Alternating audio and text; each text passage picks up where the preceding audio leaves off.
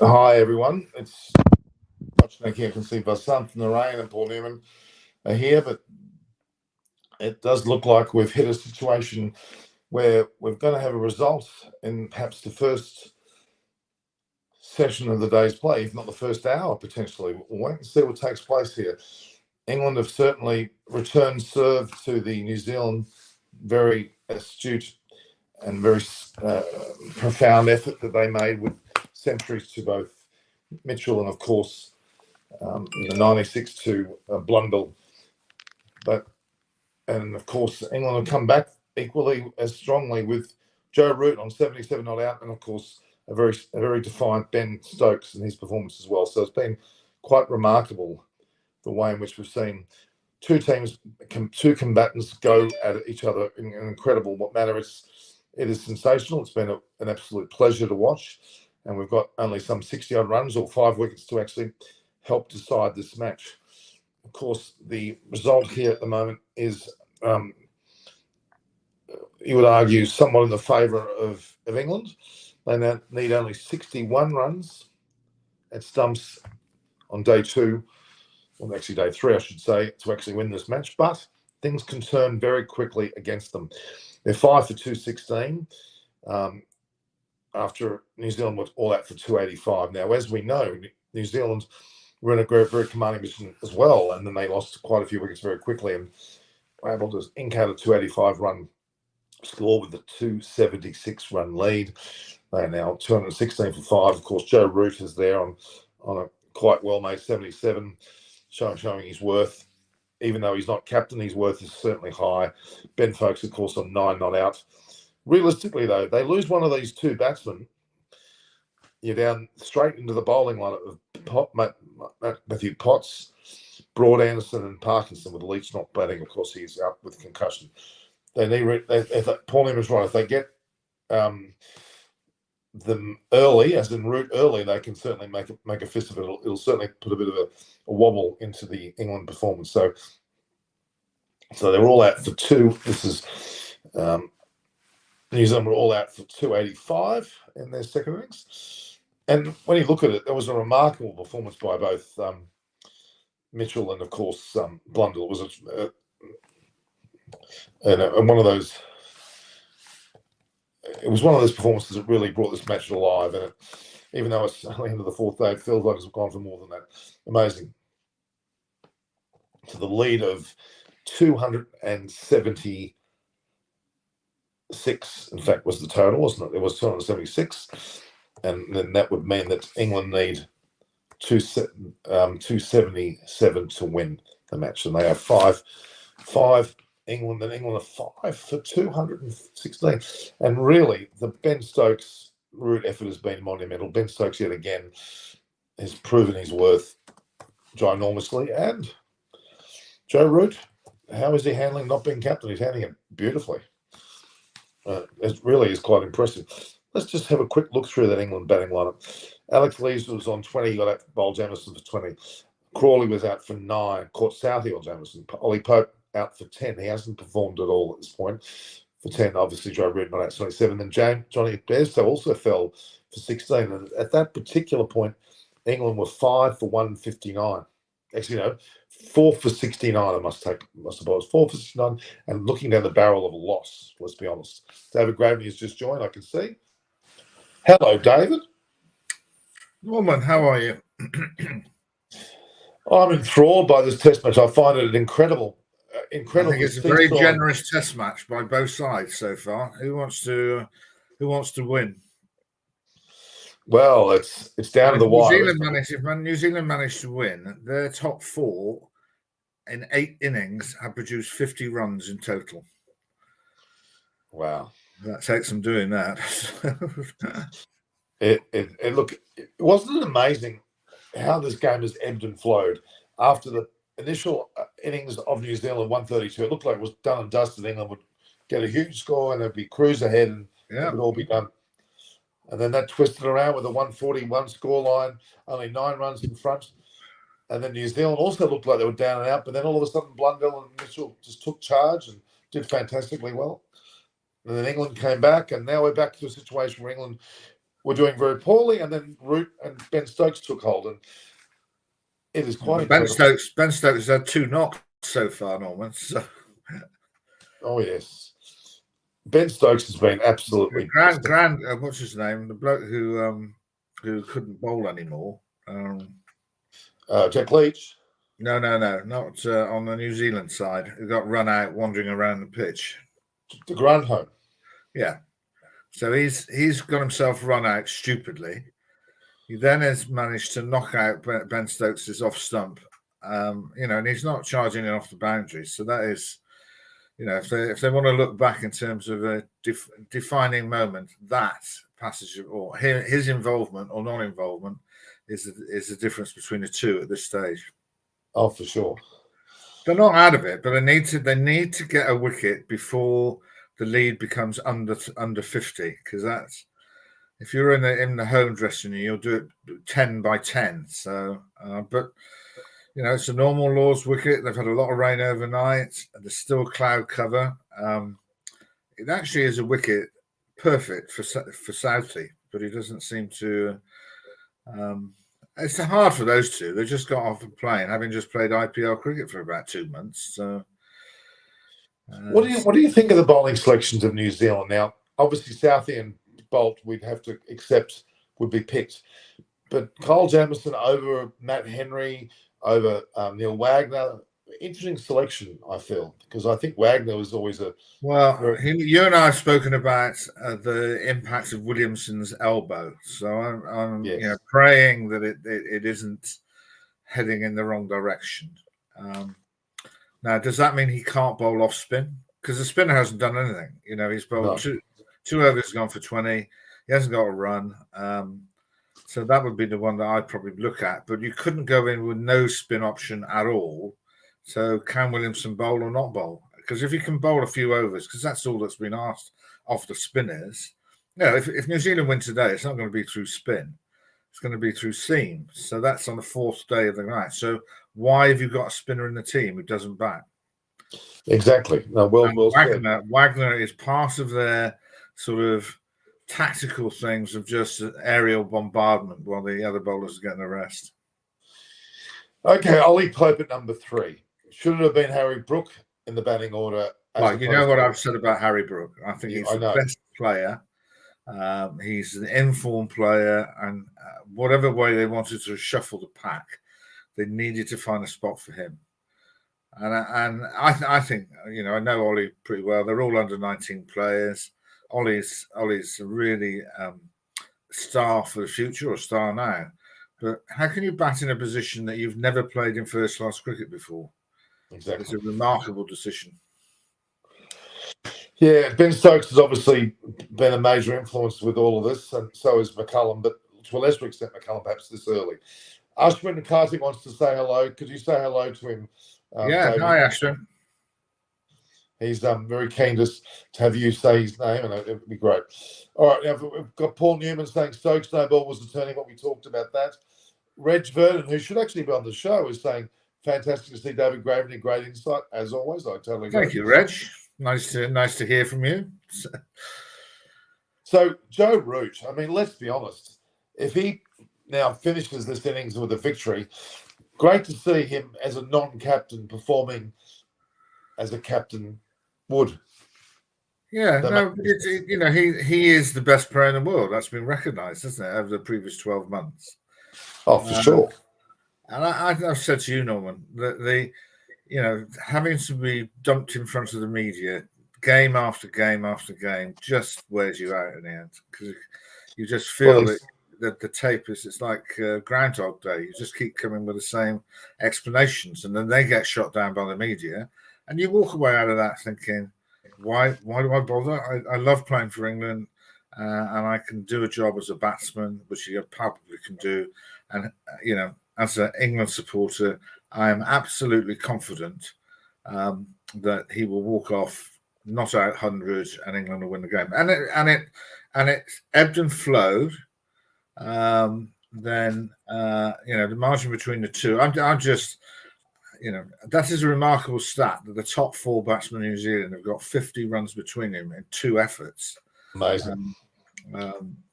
But that's England wickets. I've said on this program often, Norman. Opening the batting around the world is a really difficult job these days. So.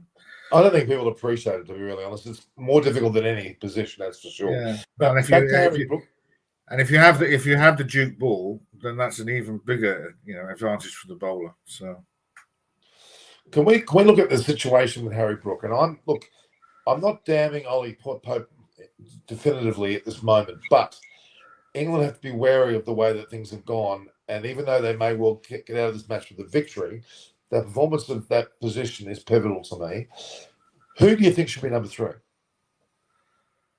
Well, the options are pretty limited, and we have witnessed over many years, or throughout my career, that captains have attempted to bat 3 and then had to move down. Ricky Ponting started at 3, moved down. Lara started at 3, moved down. But it's a catch-22 norm. When you move down and people get mown down above you, then you're back in the crease again. So I don't know whether mentally Joe would be in a better. It's hard work captaining a team when you're losing. So True. mentally you would be exhausted by the time you strap your pads on. Is he in a mental? And only he can answer this question. Is he in a mentally in a better position, being not captain, to be able to go in and bat at 3? But if he bats at 4, gets a not out 100, wins the game, well, then then England have got to stick by whoever they want to put in at 3. I personally, and I know it's a big shout for a young lad, but Harry Brook is in such good form. I think that he would be equally as good as anybody else. So would you bat him at 3? Yeah, he's used to batting at 3. So it's not. Well, there you go. There's your answer. Yeah, I think it's something that if he's, as you said, I believe in capturing a person when in form. That means, of course. Well, I think they've done really well in that respect. They picked him in the squad. They picked Matthew Potts in the squad. He's the leading wicket taker, and I think McCullum and Stokes ought to be congratulated for that, because they're the ones who picked the team. That they've actually picked informed cricketers. No matter how many caps they've got, but actually, they have the confidence to be able to walk out on that stage. So, well, look, the emergence of Matthew Potts at 4 for 13 in the first innings, and then the second innings he got what? I think it was 3, didn't he? 3, or did he get 4 again? They got 3 for 55. 7 wickets in his first time at Lords is quite astounding, isn't it? Really? Yeah, no. He's well, obviously coming from Durham, I think it's fantastic for the club yet again. It's a product of their strength of their amateur cricket, because he's a product of that. He's a product of their bowling coaches, and I know he'd be really embarrassed by this, but Neil Killeen is somebody that actually even played when I played for Durham. He must have been 12 at the time, I think, but he is a really top bowling coach, and I think well, I know Durham really prepare their players really well. It's a tough environment to play amateur cricket in, so you're being prepared as a person, and he speaks really confidently. He's not frightened on the stage. He wants to get out there and show what he can do, which is great.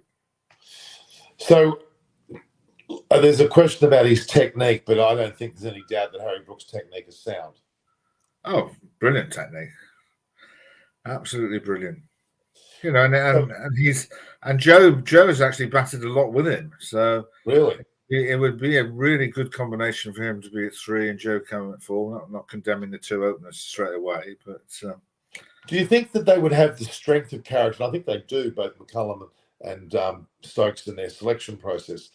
Even if they win the first test, will they opt to put in, or would they drop a player after? No, I hope they don't. I think just looking back in my experience of being in their positions, I think trying to judge batsmen is a really difficult job to do. And the evidence is in the opposition ranks. Their top 4. Conway got 200 the last time he batted at Lords, and they got 50. 4 of them and they've had 2 goes. So to drop Ollie Pope would be, I think, really unfair. So win or lose. Yeah, I think you've got to. I think we've had spells of selecting teams, and I understand why that happens when you keep losing. But with batsmen, I think you must give them a fair crack of the whip. I totally agree. If you select a person in the first test, they deserve the majority of the series to show their wares. Yeah, it's very difficult. They're palpably out of their depth. Well, Ollie Pope is not out of his depth. He's got runs on this stage, all right, batting in a different position, but he you know, he's as I said before, delightful guy, and actually he's turned the game by affecting that run out for a start. So yeah, I'd win or lose. I would stick by him, and I think both sides will stick by their teams, injuries permitting, because I think the margin between the two is paper thin. Isn't it an amazing match though? I've never seen a game where you could literally at certain stages say, "Oh, England's going to win, New Zealand's going to win." It seemed to really ebb and flow so much. Even within an innings, you saw a team collapsing early on, and then for the first innings, 130 all out. All right, you might suggest actually they did well to get 130, and then for England to be 70 odd for 1, you would say, right, they are right in the pound seats. And then by the end of the day, they were still behind with 3 wickets still in the hutch, and that I think will be an alarm bell for the England team management or whatever.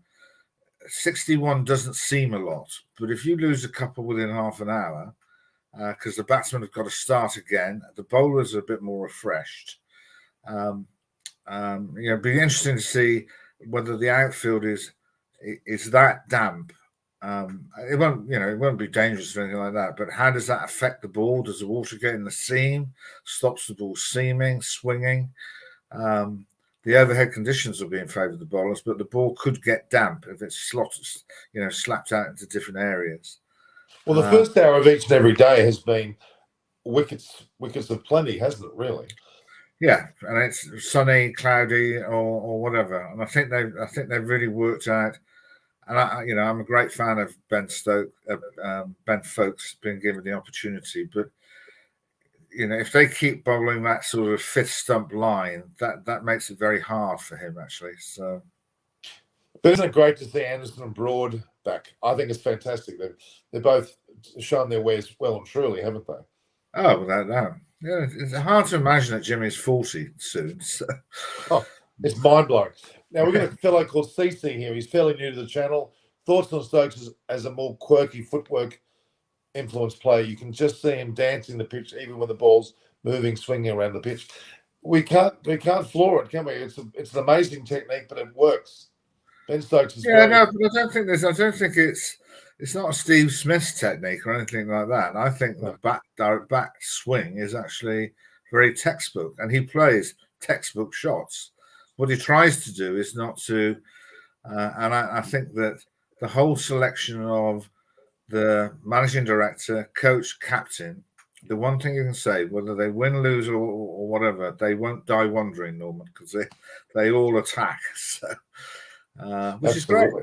Great to watch. And it's a great test match. I love this series. It's extremely exciting. Now, Paul Newman, this series will be very close going by this match, Norman. He's totally right.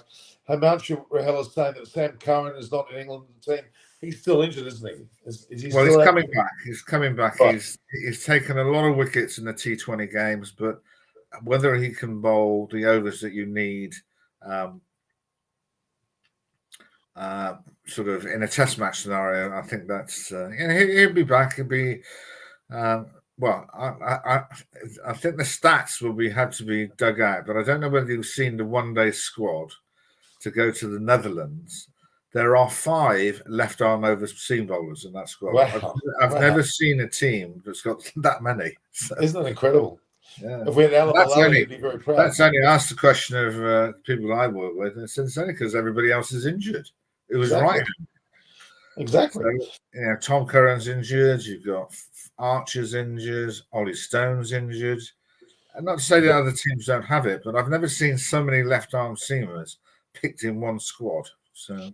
And you've got Stuckey McLean, Mohammed, I should say, he's also out. You've got the the likes of Mark Wood. There's quite a few. Yeah. Okay, Reg Vernon, who was meant to be joining us, he said England will be desperate to get close before the new ball is taken. They will, because if they lose the wicket of Root, let's say, I think they'll be slightly wobbly, won't they?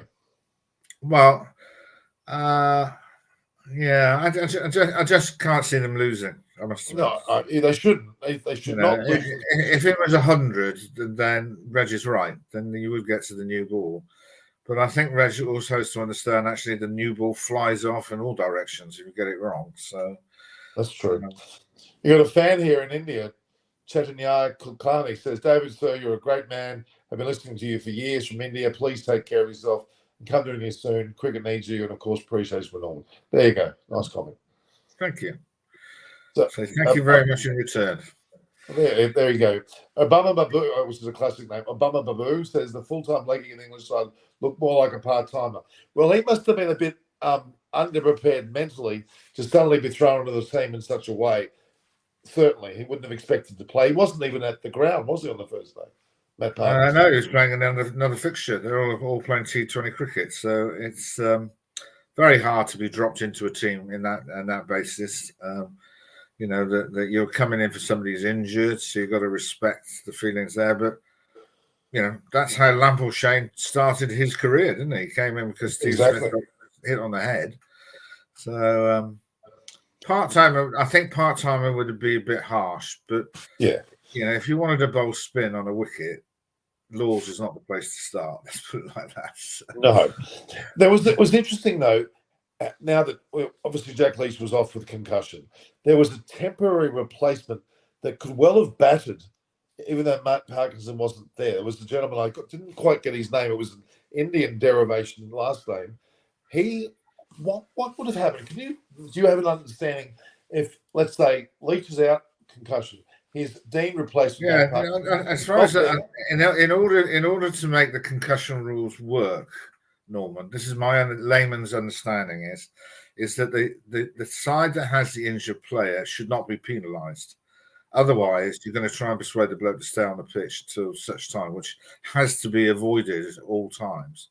So if it takes a bit of time to get the appropriate player, and he has to be a little bit like for like, you know, a leg spinner isn't a left arm spinner, but he's got to be a frontline spinner. That if in that circumstances, if you were 8 down, then you're going to find somebody who can have him hit. But he's got to be you've got to tick the boxes of being a frontline spinner. So could that person have batted but not continued the rest of the game the next day? How would that have worked? I think it's just a replacement as you're going along. Was it Verdi? That's the name, correct. Yeah. It was Verdi. So that the man by the name of Verdi could have come in, batted, but then the second day when Parkinson turned up, then Parkinson comes onto the pitch. So isn't that intriguing? Verdi would have been intriguing. Verdi would have been capped, the same as Parkinson. So, but the concussion rules are the right things to happen, and certainly in rugby union, for instance, in the UK, they've been properly observed most of the time. Do they have the same Australian rules as well, Norman, or not? Oh, it is the case, but those people are present at the game, though. Yeah. They're actually at the game. They're ready to go as the concussion replacement. What we have here is somebody happens to be there, gets thrown in, may never get selected for England ever again, will have his 2 minutes of fame batting 2 balls, may have gotten out. It's intriguing. I think it must be the first time that I can remember such a thing happening, if that did happen. Well, the actual regulations are definitely in favour of a touring team because they've got all their staff there. You know, if you're the home-based team, and England's tiny compared to Australia, if you were trying to ship somebody in from Perth as a spinner to play at Sydney or Brisbane or something like that would take some organisation. So. Well, Reg is just saying Verdi doesn't bat at all. Well, he would have had to bat Reg if he was there because he was in the batting order was coming down to his number. So it would have had to he's probably been there because he's been bowling in the nets working with Jetan Patel. So interesting. Very interesting. Yeah. Okay, again, we've talked about Stan Curran, Jofra Archer, again, always been discussed. What's happening to him? Is he Is he out for the Again, count? I think it's. I think England have got a few bowlers who are, when they're fit, bowl extreme pace, but maybe their bodies just can't cope with it. And without wishing to be, and I hope he does come back because he's such an exciting talent. Is that again? He has another elbow injury, Norman. So another. Yeah. Well, no, same as Williamson. So right. I don't think it's the same place. I just have a real. It sounds negative, but I just think that trying to play cricket with an elbow injury is a bit like trying to play golf with it. Yeah, it's very, very difficult. So Paul Newman, is Mark Wood injured as well? He certainly is, Paul. Well, he's coming back from injury, so he's not. But again, with Mark Wood, he puts so much into his bowling action, and he has a bit of a habit, which I'm sure he's trying to deal with. He keeps falling over all the time, having let the ball go, which can't be good for his body. CC's talking about pitches as well. Now, the joke, I shouldn't say joke, but the bit of sly comment on the first day was when wickets fell at some 17, and the so-called blaming the pitch saga, which happens very much in subcontinent countries, didn't come to this particular Lord's match. What do you think of that? I mean, it was. Well, I've always said to you, Norman, the cloud cover can make a massive difference at Lords. Absolutely. I just don't think. I think the England batsmen have had a little bit of red ball cricket, but it's not. I can remember growing up where the touring teams played 4 games before they even played the first test. So that certainly hasn't been the case here because some of them have come straight from the IPL. So I think they're a bit undercooked. That would be my scenario. That's fair enough. Reg is actually trying to. He's gone and confirmed for us it's actually a stress fracture. So is it? It's not his. Is it an elbow stress fracture, or what is it, Reg? You're quoting with. I think that might be his back as well. So. Oh wow! What a sad thing. He's such a talent. Now, Himanshu Rahela's a bit left field here with his comments, but he thinks it's England versus Australia in the T20 World Cup final this year. What's your thoughts? Well, having seen the quality of the play in the IPL, you cannot discount India because India have got some unbelievable players. Yeah, Hanip Pandya is just, the way he led the team in the final and the way he played himself, he's a serious cricketer. Absolutely. Biramarani, he loves to bring up the pitch issue, says was bad, period. The wickets fell due to same amounts not swing. Well, I mean, certainly with Matthew Potts there, he's very much the same bowler, and he bowled extremely well, didn't he? Yeah, but I think the point he's making is quite right. I think the new ball has done quite a lot at the beginning. So again, this is another thing in England's favour because the ball is 50 overs old. Yeah. So they won't get to the new ball, and they'll be bowling with an old ball. But old balls can still do quite a lot of. God. In the right hands. Yeah. Roshan Singh is again bringing up what we were talking about earlier about Ollie Pope. I think he'll get his chances to play more matches, but he'll need to prove himself definitely. But hopefully they'll give him the whole series at least to give a chance. So that is in some ways a bit the downside of central contracts, actually, Norman, is that in Victorian times when I played, the England players came back and played a county game. I know it was very demanding for them to do it, but the guys who were out of nick actually had an opportunity to have another hit. So whether people have a view about Ollie batting at 3 or not batting at 3, where is he going to be able to have, sort of not quite as pressurised a test match and learn his craft or get used to being, in the second ball of the innings if that happens. So. I must say this is a very intriguing match. I can't take my eyes off it because there's something happening at all times. When you think something's turning one way, don't you feel, Norman, that there's another twist somewhere? Oh, absolutely. But in fact, actually, it might be really dull, and I hope it is. England knock off the 61 without losing a wicket. Well, when you're faced with Boult and Southey, you couldn't have 2 better bowlers to play there. I think they just missed Wagner and to give them something slightly different. I totally agree. I think the combination of both Southey, Bolt, and Wagner is the key. Jamison's taken 4 wickets in his innings. I'll credit him for that. But I do think Wagner has a significant part to play. Well, as I said to you before, Norman, I think it hinges, can Williamson bowl spin if you're only going to just do it as something slightly different? And then Wagner could have played instead of Patel, because they've been pretty ruthless with. So I can't think of anybody who's taken 10 wickets in an innings and not played the next game, which happened to him. I mean, I hate to say this, I find that bewildering that you would not select a man. I know horses, of course, is conditions suit certain bowlers, but how could you drop someone that's got such a significant number of wickets? It's a bit hard to comprehend.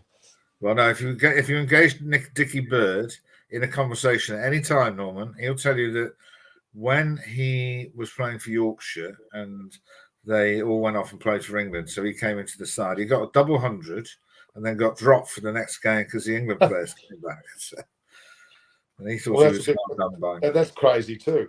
But I actually think if you take a number of wickets, it's harder to drop you in that case than someone actually scores a double century.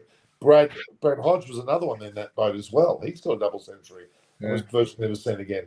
Arun now, I think it's from India, was scored a triple 100, didn't he? And he disappeared. Yeah, no, he did. Yeah. So are you doing this again tomorrow, Norman? Well, not for this Test match as such, but certainly we're moving into another series with Australia versus Sri Lanka as well, and that's going to be very intriguing. No, that'll be good. So I've got to come off now because I've got to go and watch some cricket again. You're 30 minutes. Just let me know if you're doing a review of the results, and I'll see if I can do a review of the whole game. Yeah. So I look forward to just seeing you then if it fits in. Okay, David. Thank you very much. And our viewers are all enjoying your company. They're all here madly making comments. So thank you yet again. No, but I think the IPL has just as a parting comment to that, because I know you get lots of Indian spectators on it. I just saw that as being a bit of a crossroads in terms of Indian T20 cricket. And as far as some of the players who've been fantastic players, maybe coming to the end of their journey, but the talent that India can pick from is just frightening. Oh. But you know what? They need to bite the bullet and do it. They need to bite the bullet now and start to throw the next generation in. I think it's time. But there's some interesting nuances that Karthik, for instance, as a keeper, has been unbelievable. I know, and he's come back. And even Sahar, I always thought he was a blocker, but he kept slogging it out of the ground all the time. So. And his team won the IPL, for God's sake. Yeah. Incredible. I thought it was really, really good entertainment, but the depth of talent. And I think one thing that the England and everybody else has said, and they are doing it to a degree with Brooks and Potts, is that England have never shied away from picking their best under-19 players and getting them into high-level cricket. Like Shaw, like Pant. All right, they might not always be successful, but they just get them in there and to show them this is the level you've got to reach. I think I applaud them for that. I really do. I think it's sensational to see a young person brimming with talent given the opportunity as early as possible. It can really work successfully on a lot of occasions. Yeah. All right. Anyway, Norman, I'll await your call. But I'm looking for a boring morning. I'll leave you with that thought. I don't know whether you're going to get one. See you later. Bye. All right. See you, David. Thank you very much. And all our viewers, isn't that amazing? David Graveney, insightful as always. A lot of you asked comments. I couldn't get all of your comments on now. Ashwin Karthik, don't say this, please. Do not say, read my comments, Norman. That's very offensive. You shouldn't be asking me to do that. I'm trying to get everybody on there as best I can. But if David Graveney has something important to say, we should all listen and allow him to talk and not barrage him with questions unnecessarily. But I obviously like questions. But and Montreal says you don't see England having good players. I'm afraid they have incredible depth, and you will continue to be shocked by the depth of India as we go on throughout time. We've got some 20 minutes before the day's play. The weather looks good. Only 61 odd runs before the actual moment of truth, whether England can do it. Do England deserve to win this match? That's my question to you. Do England deserve to win this match? I'd like to pose that question. I was now Sadat's on Sports Day a fair bit of late, but I'm sure we'll see more of him as we go along. Let's have a look here. Just looking at the women's game, actually. Some good batting from Lakshya Silver there at the end with 24 now. You don't think so? Okay. You will stream it until the conclusion of the match. I think I certainly will. It's only 6 runs there, so we'll be continuing to stream. England deserved to win. So, Baran, you reckon England deserved to win? Why? New Zealand certainly have resurrected from a bad start. They've resurrected very, very well. They could easily still win this match. Don't discount that. Not Sanchit Sharma. Norman, which two teams do you think will go through to the final of the World Test Championship? Just need your guess. You would have, well, Australia's going to be in the mix for sure. And with the three teams, India, Pakistan, and South Africa threatening. That's the mix. I'm thinking Australia, India still. South Africa and Pakistan are chances. But I think South Africa will fall away, and it'll be Australia, India versus Pakistan that will survive. I think India might pip the post, and Australia versus India will be the teams to play. That's my thoughts. Sanchit? Okay. When things get pretty flat, Sarat Jay says, Wagner makes things happen. He's a real workhorse for New Zealand. Such a gun bowler. Will have only playing second test. I hope he does. They fought well and bowled well. The first thing they certainly did. England not deserving to him at all. I'm tending to think that New Zealand deserved to win, but Joe Root's had other thoughts there. England can't win if Root doesn't perform. Time and again, he's proved that. If Saudi gets them today, England's shambles. I think that's possibly a fairly good. If Root goes in the first over or so, we could be looking at a very nail-biting finish because it will expose the bowling to the crease, and that will be interesting. Most in Carter Bridge, but you guys have just snuck in. All of a sudden, I blinked and you guys have turned up. Where were you two? You were bowing to David Graveney and his wise words. Yeah, I was. The last thing you want is me bleating on when you got someone like David Graveney on the show, Norman. I had the suspicion that I thought she might have been Obama Babu, but you're not. If you look at the pictures, there's a bit of a resemblance there. Okay, now who's going to win this, guys? I'm still not settled that it's England. I know Reg will think it's England, but I don't know. Against all odds, I think it is coming to that big no ball, grand arm. I think the game is English. Oh, can you think of anyone having a worse day in Test cricket ever than Conor de Grandhomme yesterday? Exactly. Run out when he was naive, not to get back in his crease. What was going on? What was he doing? What was he thinking? Mind you, he did top score in the first innings. He got 42. He did. But hold on, Norman, just let me think. Didn't you say he was going to score 124? Well, if he bloody well kept his foot in the crease, he might have had a chance. Don't blame me. Oh, but he had the worst day ever. Do you like my suntan? I was sitting in the pool at the Crown Towers Resort there. I saw some pictures. I hope you didn't eat those cookies that you were showing us last night, and you just. I did. I did. Oh. And it wasn't a beach whale report, despite the sightings thing. There was no such thing. I had a great. It's a superb hotel, but bloody expensive. But anyway, it was my birthday early. My birthday's on Friday, but I thought I'd treat myself, and I was joined by certain people, which we won't mention when we read. How was she, Norman? Okay, now apparently. Now, but more important to that, private chat. Who's giving me a private chat? I'm here, mate. I know you're here. I'm now realising there's a private chat. Okay, but I had this butler type guy called Ivan the Terrible. I was going walk in there with champagne and strawberries and grapes, and it was very impressive. He didn't even knock. He just walked straight in. I could be in the mood or something. What I thought. Well, what I thought, walking in on your big fat butt in the air, Norman. That's a horrible thought. Many people have thought otherwise. Thank you very much. No. Let's keep the details. Many people. I can count them all on one hand. No, yeah. It was sensational. It was great. Have I got any leftovers? What have I got here? I haven't had a chance to unpack my bag because I've been rushing around with my mother. I've got bottles of Grown Alchemist shampoo. Also, Nick- not that I Nick was stole it. hotel. Not that I stole that from the room. I wouldn't dare take the shampoos from the room. Never do that sort of thing. What else have I got? I actually stole a banana. That was my. Oh, I had that one. Champagne, Okay, did you take the champagne off or did you bring it home? the champagne was guzzled. Yeah, I bet. It was some Imagine- weird brand. That was. Imagine the lady has to have a bit of alcohol inside her before she spends the evening with Norman. Speak no evil. Speak no evil. Speak no No. evil. Just I've all- got Barama a- Rani loves to talk. What's it? A bowler? Is it bowler or a bowler? Usually takes effort to ball. What are you saying? Are you drinking Baram and ends up overstepping? He's referring to the overstepping no ball dismissal Yeah. Ben Stokes, and that was the turning point for me. I think when Stokes was called back, that partnership with Root, we all know the class act. You can't give them two turns in a crucial innings when the Test match is online.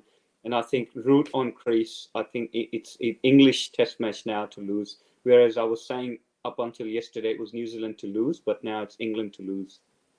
But let's not count our chickens until they hatch. Really, if he gets out, if Root gets out first over, you're exposing the bowlers pretty quickly.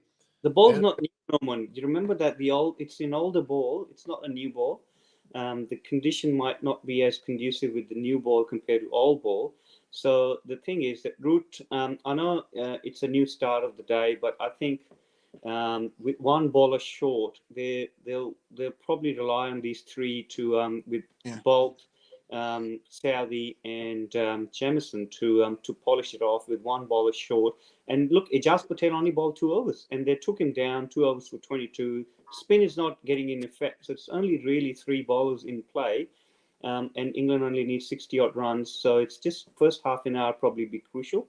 And I think it's just England home after that. Do you think they might wake up a bit sore this morning, Mohsin, because they were over bowled yesterday? I think William so. had no faith in Mitchell or the spinner. Absolutely.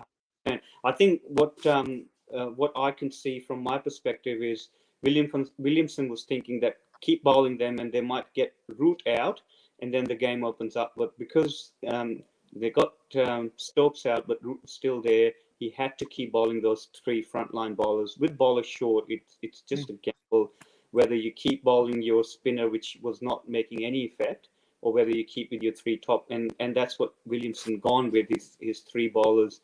And they'd be over bowled, as you said, Reg. They'd be tired. So. Yeah. I So think guys, I want to just head warning here. You're extremely fait accompli about England winning this.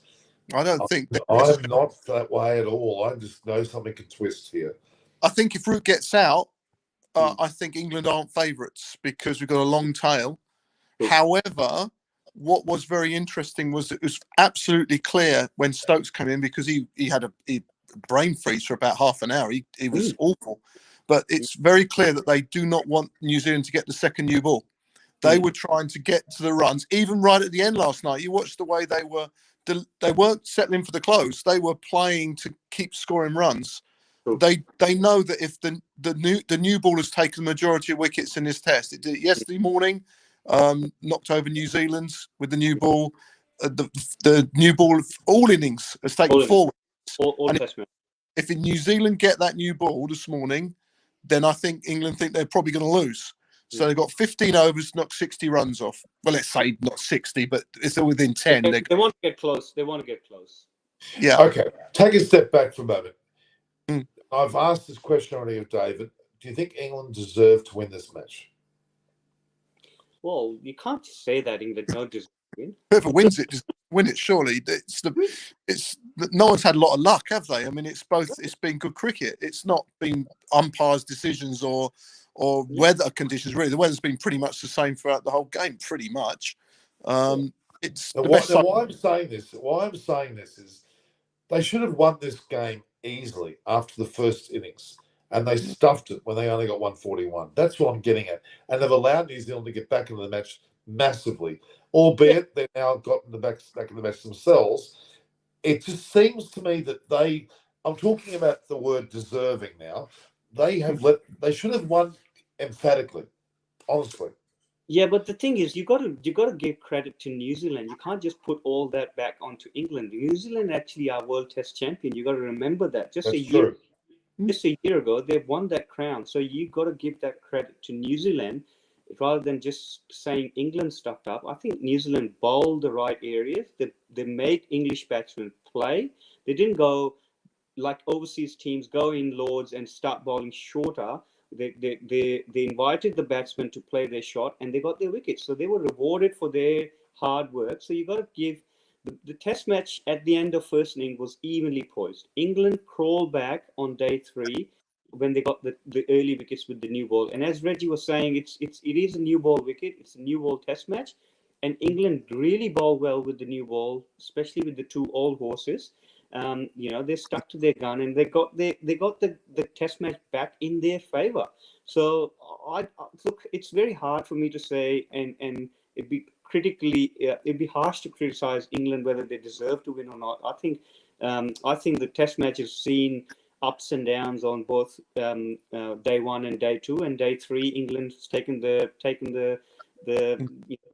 charge of the game. So if from now England wins, I think they deserve to win. But it's this. It's been a long time since I've seen a game where I've constantly said, "Oh, they're going to win. Oh, they're going to win." I've never had such a tennis match of who's going to win. It's quite incredible. It's enthralling. I love it. I dearly love this. I find this the sort of match I want to see more of. Forgetting it's not 5 days. It's not the point. I love the tenacity of both sides and the way they've gone about it. And in particular, Mitchell and Blundell's batting. I think it actually surpasses what Root and Ben Stokes did, to be really honest with you. I thought they... Yeah, but the wicket went dead. The ball went soft. The wicket's dead. It's not a bad place to bat. It really isn't. I know the scores don't suggest it, but when that ball was gone softer, now it's not. It wasn't doing anything last evening for New Zealand. Nothing at all. True. It was flat, absolutely flat. But at that point, when Mitchell came to the wicket and Blundell came to the wicket, they were gone. As a team, they were gone. That's where the ball started to get softer after 30 overs. If you look at the whole trend for the test match, after 30 overs, the ball has not done much. If anyone's got out between the 30th and the 80th over, it's more of the batter error rather than the bowler getting them out. First 30 overs where the game's been set. So, and the partnership Root and Stokes as well, post that 30 over mark where the ball stopped doing much, and then they build that partnership. Stokes looked really vulnerable when he arrived at the crease because he looked terrible. He wasn't sure whether to go hard or whether to try and survive. So that's where he got chop on a no ball. So could you call that captaincy pressure? His brain had gone. He was all over the place. He was running down the wicket to de Grandhomme, and it looked terrible. It wasn't just that ball that got him out. It was before. It was doing it. And all of a sudden, I think that settled him down. I think after that, he knuckled down a bit. Root must have spoke to him. Well, something happened because he changed completely. He batted really well after that, didn't he? But before that, gosh, oh God, he looked terrible. He looked like you batting, Norman. Really bad. Yeah. was. Paul Newman, who is not the actor who started many movies, not long to go now until the start of play. You're right. It is. I played cricket for years with a guy called Paul Newman. If it's the Paul Newman I used to play cricket with at Banstead, hello Paul. And I played with his brother, who's Scott Newman, who played for opened batting for Surrey for many a long year as well. Played with his brother Scott and Paul brothers. I've got an update, Norman, from the grounds on the television. If you're interested, it's very great. It's had a lot of overnight rain. But as you know, Lords is completely drained. The ground is completely laid on drainage, so that's not a problem. But it's very, very grey. The umpires have been out. The floodlights are on full, but they're going to start on time, which is a massive advantage to New Zealand. So it's very, very grey. The light is they've just said the light is only just. It was an umpire's call on the light. Two quick things I wanted to. Thanks for that. It's a very good update, Brett. Two things I wanted to bring up. McCullum and also the Pope scenario. What David Gravy said, and I agree, is that they're likely to keep Pope for more than the one test, even though he hasn't performed. But how would McCullum be feeling sitting up at a Lord's Pavilion the very first time as a coach of an international team, in the way that he is, And he looks across and there's his New Zealand teammates there. How bizarre! He's a pro. would that be? It's a pro. That's the nature of modern day cricket, Norman. It's a professional game now, so you can't be just saying that. Look, Aussie coach is now going to be coaching English team again. Another Aussie coach. Matthew Mott, yeah. Mott is there, so this is if you look at the two years ago, they already had another Aussie coach. So it's modern day cricket. It is professional sport. So you can't just you got to go with wherever your bread and butter is coming from. So McCullum's bread and butter currently coming from ECB, not from New Zealand cricket. No, I get that. But, okay, has he already had an influence on the team's play in the first Test match? That's McCullum's influence over him. For me, it is too soon to say, but I don't know. I think that England have played pretty much as they've played for the last 2 years. Exactly. There hasn't been a noticeable difference. The bowlers have dug them out of a hole again, really, in this game. The batters haven't done much apart from Root and Stokes, and so that's pretty much where they've been, isn't it?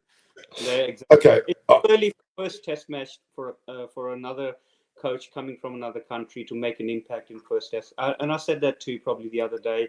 It will take him good part of this series, and probably his target would be next Ashes. So that's where I think he will be getting assessed. If you start assessing him after this series, I think it would be very harsh on poor fellow because he's just joined the camp.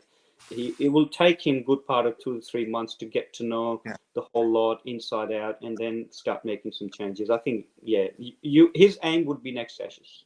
Okay. I think one thing you can see a slight difference. I don't know. I haven't got the insight at the changing room. But this time last year, New Zealand set England a very, very generous 270, 280 in 90 odd overs, something like that. And England didn't even bother to go for it on the last day. It was just that was a disgraceful. Okay, it was what they decided to do.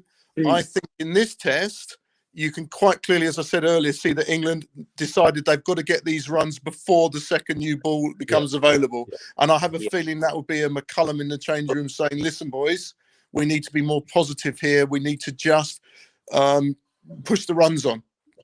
I think that would be the coach in the change room saying that, I would think. I think that's a good call.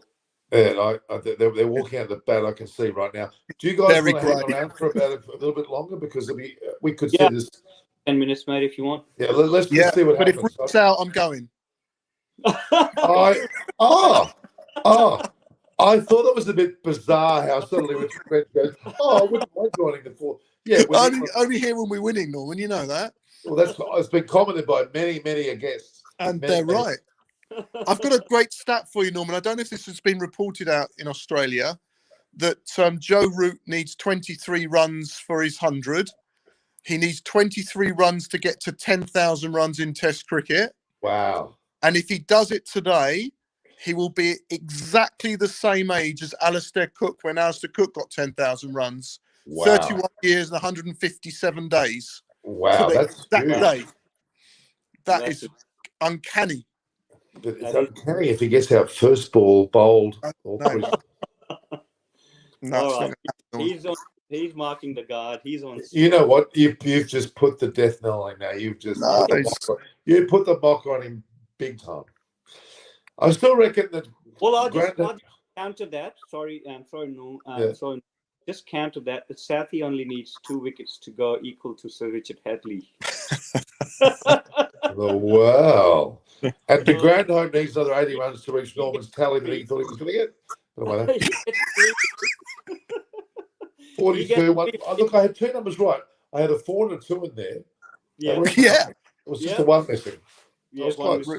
I was very, very close. Oh my God, how close was I? The cloud cover. My crystal ball. Where's my crystal ball? My crystal ball's in charge of a rapid. Well, I'll tell you now, Joe Root isn't getting out first ball of the day. I need that tonight. I tell you, I need that big time. My hangover of sorts, some little bits of champagned out. And I have another interesting stat, Norman. I'm not that frisky. I'm friskyless. So that's the term. Okay. Another good stat for you from this Test match, Norman. Do you know this Test match has set a World Test record for the most number of wickets by the opening 4 bowlers in a Test match ever. Wow. 2 opening bowlers, and Yeah. it said it by miles and miles and miles. In this Test match, England's 2 opening bowlers and New Zealand's 2 opening bowlers have a combined total of somewhere near 1,900 Test wickets between right. them. Unbelievable. Closest to that is 1,500 and something, which You're was kidding me. Ambrose, Walsh, Waka, and Wazim back Yeah. about 20 Wow. odd years ago. That's right. Well, look. It just shows how impressive Southey, Bolt. And Oh obviously yeah, Broad everyone Anderson have forgets been. because all the talk is Anderson and Broad, but That's right. Southey and Bolt have both got over 300 each, and True. they are massively impressive bowlers. I mean, seriously, proper bowlers. So Just to give you a little bit comfort, Rich. I said that to Norman yesterday. Another stat check Yeah, go is no team. What is this guy? What is this? A stat show or something? What's going on? I love stats. Stats are the good bread and butter cricket, aren't I've got spreadsheets coming out of my proverbial. I'll tell you that. Oh well, we don't want to see that, but listen to this. It's really. I'm just saying. I didn't say. I said spreadsheets. Oh, okay. Yeah. I- Back just to got- Apana again. Spreadsheets. Yeah. So the stat is, Reg, no Yeah. team has ever won a Test match when in first inning they're 4 for 12, and New Zealand were 4 for 12 in first innings. So no team in Test cricket history have won a Test match. Brilliant. So Well, I think that's basically spelling, and they've just scored several runs already, haven't they, folks? Yeah, True. I'm telling you now, they are not waiting for the new ball, boys. This will be over in the 15 overs, give or take. It might be a few runs, but they are absolutely. And I'll tell you something else, and I bet this is McCullum as well. He said to them, these guys are going to be a bit stiff and sore for a couple of overs before they, warm up. Let's get a few runs while they're just warming up here. Don't just block it out here. Oliver Lutkins must be an England fan. He's been telling us multiply that England need just 61 runs. Well, they need only 50 something now. No, it's gone down already. Yeah, Yeah. it's gone down. the ball, if you look at the ball, it's not swinging, and Southey's down on his pace. He's only 130 clicks now. It's just reinforces what we were talking earlier, that he's stiff, he's tired, he's been bowling a long spells. 130. Keep Me and talking Norman up here. Keep are talking not England up bowlers. here. I smell blood in the water. Speaking up, Can you give us an insight? Root is better than Smith. Joe Root is definitively better than Steve Smith. At this point in time, he is definitely. Well, that's the only point in time. We're not looking at some world atlas here. It's got to be at this point in time. Of course. Him and Barbara Azam are the best 2 batsmen in the world Absolutely. by quite a way at this moment. But cricket. But in is a game particular, the way fluctuates. this innings is panning out, this 70, well, he's 78 now, is monumental, isn't it? Really. It's a good night. It's hard to do it in the second dig, as you know. The pressure's on you to get hundreds in second innings. Tim David, I'm getting sick of people bringing him into play. Tim David's not a certainty by any stretch of the imagination. He's a good player, though, isn't he? God, he whacks it. Yeah, but he hasn't played domestic cricket to the extent that he should have in Australia. Yeah, but what are you going to do, Norman, for your 2020? You're going to pick all the old dogs again, are you? You're going to get Dan Christian out of the woodwork. Remember the dogs, the dogs that won the World Cup last year, are they old dogs? It's less than 12 months ago. They were lucky, though, weren't they? Yeah, exactly right. Exactly. Oh, it's typical spoiled grapes from a pot. They say it's bad, good. Blah, blah, David blah. Warner got picked for Australia before he played for New South Wales. So what's that? What logic is that? What logic is that? It's white ball cricket. It's a white ball cricket. It's a different ball game. So Bloody white ball. Sick of this. Almost prejudiced in the words white ball. Why can't they call it brown ball or black ball? Can't do that. David will be in the squad, surely. Tim David, the Australians can't ignore him. I would say so. He would be in. Yeah, I don't know whether he'll be in the side though. No, but he's got to be in the squad. He's a game changer, Norman. It's absolutely it's like Livingston for England. Livingston has forced his way in. He has to be. He is sensational, absolutely. Now, impact players. You've got to keep the impact players in the team.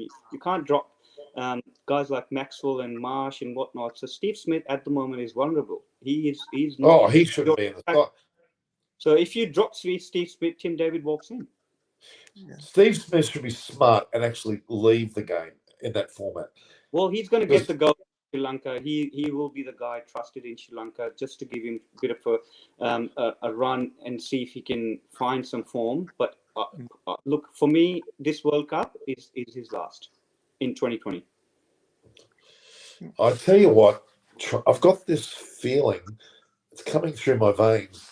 It's not the champagne, but I feel that it might be this over that Trent Bolt will do something Here miracle. we go. Wrong anything. This is an He Aussie will- talking, isn't it? He will bring several balls outside of stump. Root will move outside of stump. There'll be one speared in the leg stump. Leg stump goes. I've got this feeling. Can I ask Martin a question, Norman? Yeah. I was definitely not a bowler. If I wasn't much of a batsman either, but like Norman, I couldn't know its way to hold a ball. What do you mean, what's like it- Norman? Yeah, well, I've seen you bowl, Norman, and it's not really bowling; it's just turning your arm over. But Look, what's I've it? got wickets on the SCG and MCG and even the nursery ground. So, Balderdash. Yeah, okay, all right. But Poppycock. what's it like, Poppycock. Nosten, getting up day after, the night before, as it were, after you've bowled all the day before, and you've got to go again next morning and they're thrown? How does it feel with your body? What sort of mental things have you got to overcome as well? It's a very stiff body. You know, no matter how many games you've played and how fit you are, it is stiff body. They get a rub down at the end of the day. They get a rub in the morning as well. But it is really hard to get that body going, because even though modern day recovery is really good with the ice baths and the massage and the rub downs, it is really hard to go up again next morning when you bowl 20 odd overs and field it all day. It is hard work. And the grounds that they play, because the grounds which drain well, they're heavy, very heavy. They call it heavy grounds, and it is heavy on your big muscle groups, your hammies, your quads, and your glutes. They are really tight. The heavy grounds like Gabba, for instance, SCG, for instance, Lords, for instance, they're heavy. Because they drain well, their sand is thick. So it is not easy for them to come back. It will take them a good part of 3 or 4 overs to get their bodies warmed up. So what happened to Matthew Potts on the first day? Everyone thought he was injured going off the ground, and what he said was he got cramp. He's never had it before, and he just said it's the heavy outfield at Lords. He got cramp setting, which is weird. I never thought of that, because obviously not as a bowler. The grass is actually quite, I wouldn't say long, but it's a lot of give. A lot of give, isn't there? Yeah. But there was a lot of give. It was a lot of give when I walked on the ground. I'll never forget that. It's yes, not a give on most places when you walk on it. We will not go there. But just to reiterate my point, Reg, when you play in subcontinent, the grounds are not very heavy. They're very hard grounds.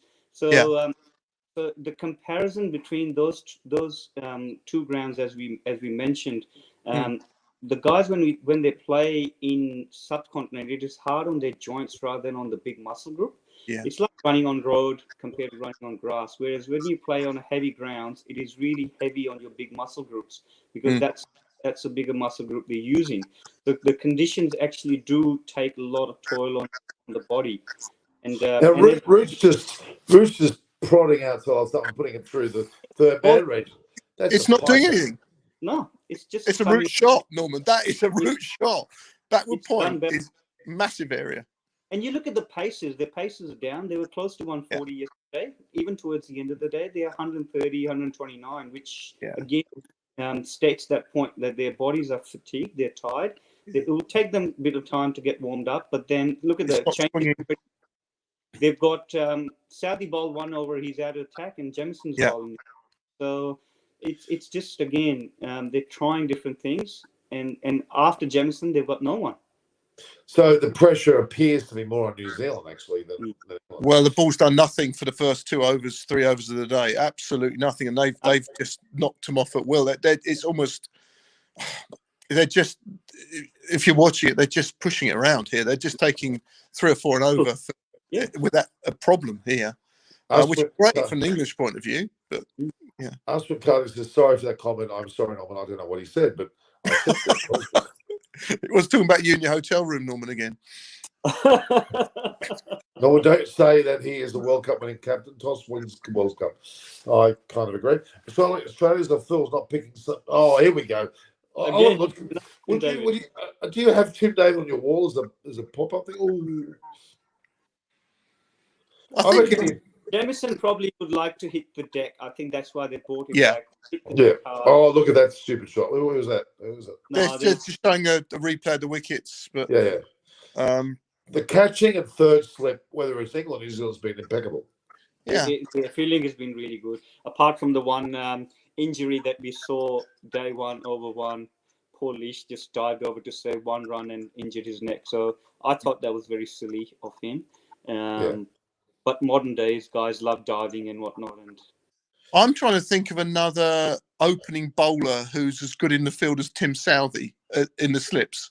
They normally are out in the outfield grazing, aren't they? But Southey is a special talent, isn't he? I suppose Stokes, but he's not really an opening bowler. But both of them, they're all rounders. But Southey is an out and out opening bowler. It's rather special in the grabbers, isn't he? Absolutely. Just to digress, Australia versus Sri Lanka series predictions. Oliver Lucas is pretty sure they will whitewash Sri Lanka in all white. Hold on. Hold on. You don't think they're going to get nice seamer-friendly pitches for Cummins and Stark to roll in to bowl up there, do you? It'd be slow. Well, Gall's the spinning wicket anyway. Well, Hasaranga is a really, really good bowler.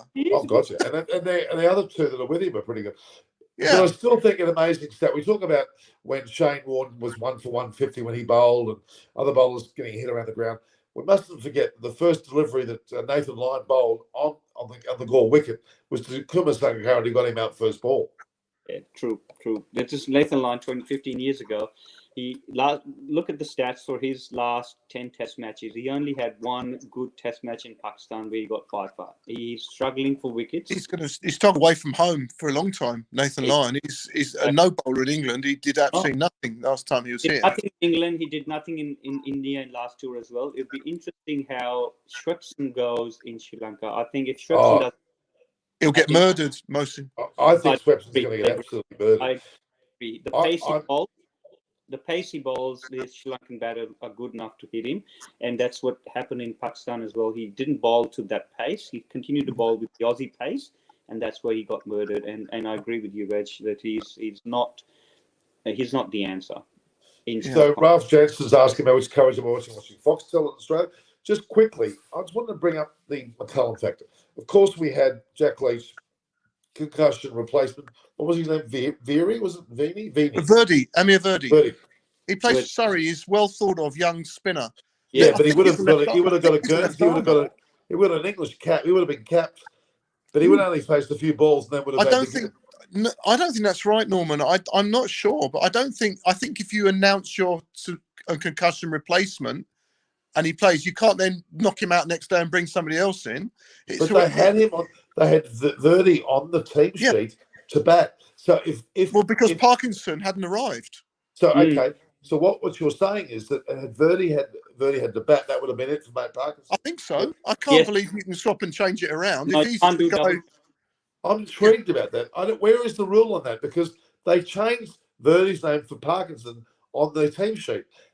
But he hadn't played. He hadn't taken the field. I think cricket is all about walking over the line, isn't it? That's it. It's about entering the field of play. It's when you're batting, and once you've although they've changed that in the last year or so, they changed the rule on this, the law on this. But once you'd left the field of play as a batsman, you couldn't come back. That's right. But they changed that. I think it was in the Ashes. Was it in the Ashes? So he walked off and he was sat down. And they saw he was not out, and he came back. He walked back in the crease. Yeah. Okay. Yeah. So hang on. Let me get this right. Had Verdi batted, he would have played the rest of the match. I think so. He would have batted. Yes, agree. I think he would have played. It's intriguing, isn't it? It's intriguing that he would have got a Guernsey to play for England in such a dramatic way. It's a bit of a New Zealand are trying everything to change this ball. They've just gone to the umpire. Oh yeah. And asking him the ball's out of shape, but it is going. This is a changed ball anyway. They only changed it about 12 overs ago. They changed it right at the end of yesterday's play. But because it's not doing anything, the outfield might. Of course. Wet. It's not swinging, and Williamson just walked straight to the umpire, asking him to change the ball, and he didn't. So the ball's the look of the ball is darker. I think it is a little bit wet, and it's not going to swing. And that's what they start bowling shorter. It's not going to swing, and they're just knocking this off very easily at the moment. Yeah, at the moment, I'll tell you. Go on, Mo. Sorry. No, I please, was Karen. going to say this would be the third or fourth highest chase at Lords. At Lords, yeah. Yeah, they haven't Oh, been don't talk to me about the highest chase at Lords. Oh, I was a kid. heartbreaker. It was a heartbreaker. Oh, I think I'm right. If I might be wrong, but crikey, in 1984, West Indies, David Gower set them 2 and a bit sessions to 348 in And they got it. two sessions and an hour. It was so ridiculous. And Gordon Greenwich, bloody hell, 200 not out. Amazing. 1984, I was a kid. What a player! What a player! What The a people player. today who haven't seen what cricket was in those days, they think the modern game's a lot better. Tell me, Gordon Greenwich. Oh my God! And But those- Gordon Greenwich and Roy Fredericks, I like even better than Desmond Haynes. I actually like Gordon Greenwich and Fredericks. They did not care less about the Lily Thompson thing. They clobbered them. They were incredible.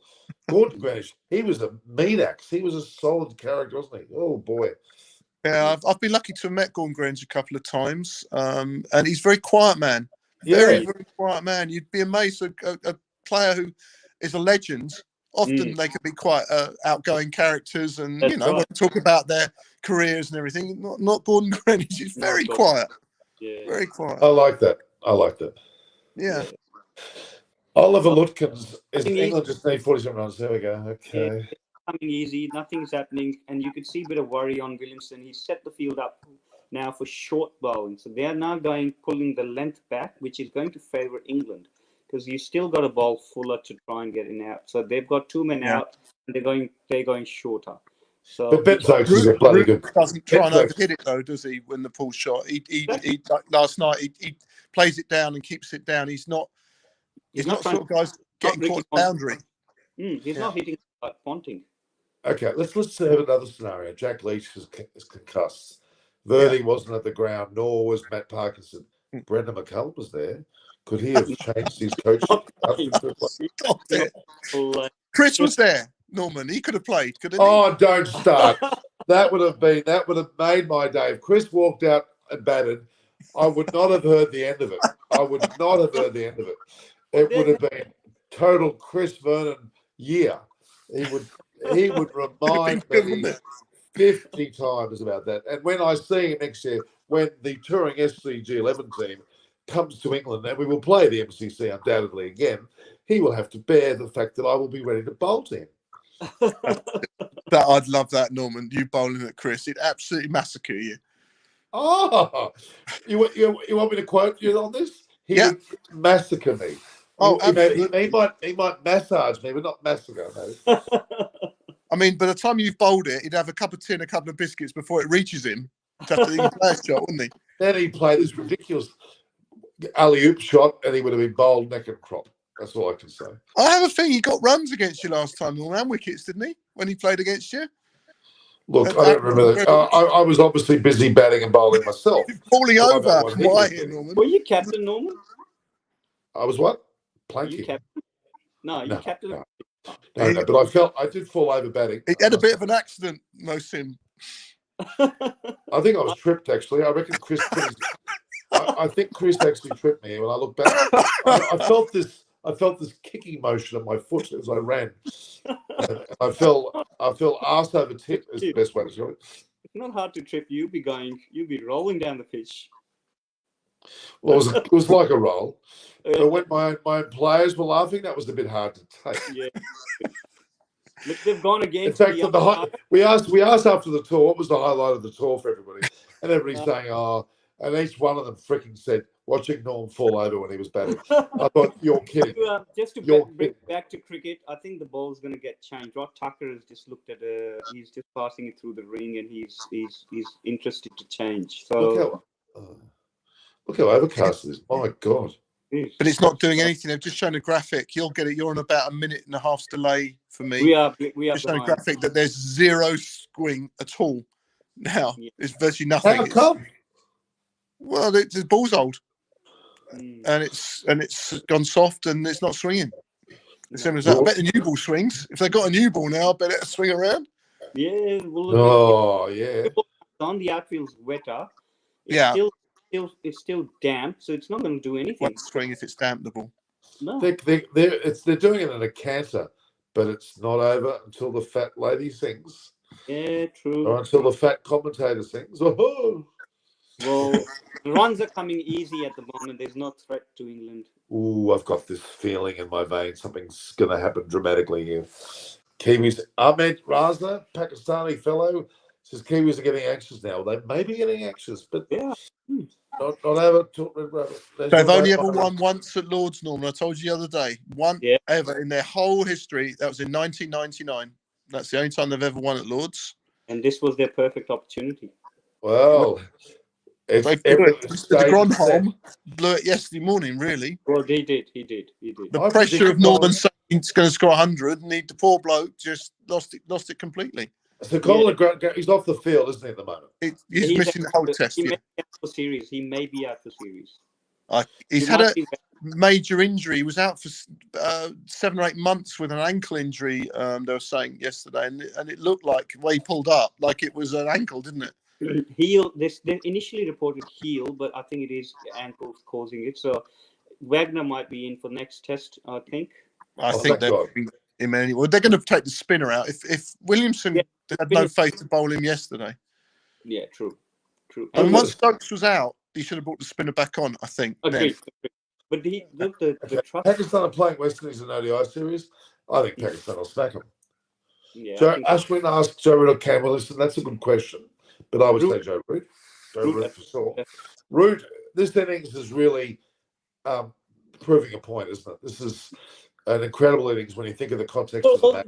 You look, it's a bit harsh. Over the last year, he scored 1,700 runs. Give the boy a bit of a credit. He scored so many hundreds. The guy was Oh, gotcha. struggling to convert his 50s into hundreds. Everyone was on his back that he cannot convert his 50s to hundreds.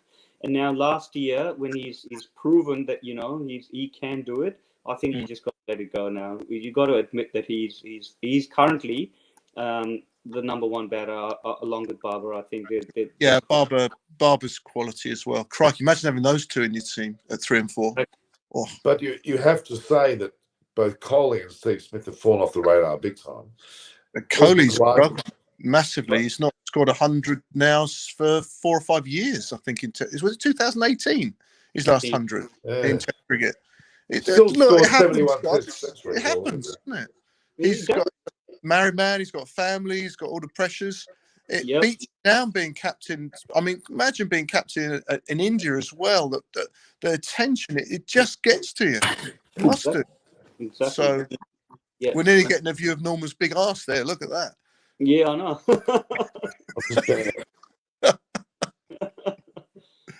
Jealousy, Reg, jealousy is actually a curse. I know it has affected you in your judgment when you talk about such a physique such as what I've got in front of me here. By the way, going back to the cricket. By the way, Folks is under pressure here. You talk about the pressure for Pope and people for their positions. Ben Folks knows that they've got Josh Butler or Johnny Bairstow absolutely waiting to take the gloves off him. He's only just got them, by the way. But and why is Ben Folks not under threat? What are you talking about? Yeah, absolutely under threat. I think absolutely. I think the top order and Fox would be under threat. I think if Lees and Crawley doesn't do well this series, I think they'd be gone. And Harry Brook, bring Harry Brook in. David Brook, everyone's saying Cameron Green and Kyle Jamieson. Cameron Green for sure. Coley doing worse than Smith. Actually, yeah, I agree with that. All of you, the Grandma did not bowl that no ball yesterday to Stokes. Could have been differently. Absolutely. He would have taken. Hold on, Norman. In what respect, Cameron Green above Jameson, and what respect? Because with Jameson's a far better bowler than Cameron Green. Cameron Green bowls a few overs at the death when Australia haven't got other thoughts. He's a third changer. What? I think. What planet are you on? Are you on Stats Venus or Mars? What are you talking about? Have you seen Jameson's stats as a bowler? He's a proper bowler. You've been watching too much of bloody Nickelodeon or something. What have you been watching? So when did Cameron Green come on and do anything? Bowling average. We're talking 5 years' time. Yeah, eyes on cricket 2027. We'll talk about that. With a part of Saini. No, you go current Jamison is over. You just go. Oh, Root's attacking with a big pull shot. Yeah, I only went for one though, I think. Yeah, he played it down. He didn't play over. Yeah, he's not getting caught. He's not getting caught off the top edge on the boundary. What's the answer to this one, guys? Well, I can't. Let's all vote. Let's all vote. It's Reg. Norma Reg. What? If it comes down to batting talent, maybe then I going think I'd win that. going to Gran Canaria and bloody wherever it goes to. Yeah, does me. Yeah, I agree with that. Am I going to do Eyes on Cricket from the Caribbean in a couple of months, Norman? Is that what you want? You'll be doing brown eyes from somewhere else. So, Norm versus Reg. Well, in terms of beauty, yeah, where do we start? Age and beauty and weight and hair. Oh, hair. I got hair. Well, you should have seen his haircut. Were you watching show yesterday, Reg? I was. Yes, it was. Yes, it was having a bad day. I know. It was a beautiful one. It was a buffy day. It was fantastic. Some people thought it looked fantastic. So you must have given a lot of alcohol, Norman. There must be a lot of alcohol gone down that night. Green is the new sensation, says Paul Neal. He will be. He will be in a few years' time. I like his attitude. I like his talent. The kid's going to be good in a few years' time. I agree. I think it'd be good when you have two top all-rounders in Marsh and Green in a few years' time. I think they'd be good. Which rather only if I have Eyes on Cricket with 21 million subscribers, it'll only happen if I go nude in one of my episodes. Then we might have subscribers. You got to be careful going nude, Norman. You might get harpooned. Yeah, exactly. Jealousy is a curse. That's all I can say. If you leave out the English, the last English series, what Cameron Green has done with the all right, Zach Bakara, stop getting so uppity, would you? Jesus. But he's only telling the truth, Norman. Jameson is a world-class bowler now. Oh, here we go. He's really good. He's really good. You want to face him. Is it Jameson or Jamison? Well, we would say Jameson over here, but I mean, that's how we would pronounce it. I would say Jimmy Sun. If I was in North Korea, I would call him Jameson. I mean, what do you say to that? So the emphasis on the it depends where you put the emphasis. Okay, Ahmed Raza, who happens to be bloody Pakistani, no wonder. According to me, Pakistan's going to win pretty convincingly against this depleted West Indies tonight. Of course, you're going to say that. I think so. Yeah. Well, I think they will. I think West Indies are not great side at the moment, especially not away from home. They've struggled a lot. I mean, they're in transition, but they've been in transition for a while. They're struggling like England are. England are going to get murdered in Pakistan as well, boys. I've got to tell you, that is going to be very hard. Sorry, I'm like kissing. The only way England have got a chance, even a sneak in Pakistan, is there's lots of reports here that Moeen Ali and Adil Rashid have both indicated that there might be a conversation to be had. Yeah, I think let me get that right. There might have been a conversation to be had. What are you saying exactly? No, what I'm trying to say is there's been a phone call apparently, and they are happy to have a conversation again. So I'm happy to have a phone call, have a conversation. Doesn't mean playing. Between you and McCullum having a conversation, Norman, just understand. Oh, he rings me all the time. I can't get rid of him. Oh, I'm sure he does. He's saying the conversation that I reported on day one that McCullum's already had that conversation to both the spinners. And Moeen Ali has shown interest. I think they'll continue to have that conversation. Rob Key's also in his ears as well. So if they get both Moeen and I'm just getting this visual of Rob Key in Moeen Ali's ear, and he shows I'm not. Is it like Ben Stokes has just played the shot of the Test match, by the way, guys. Yeah. Oh, here we go. I'm just telling you, anyone who can play an on drive, a guy's bowling about 87 miles an hour that well, is a good player.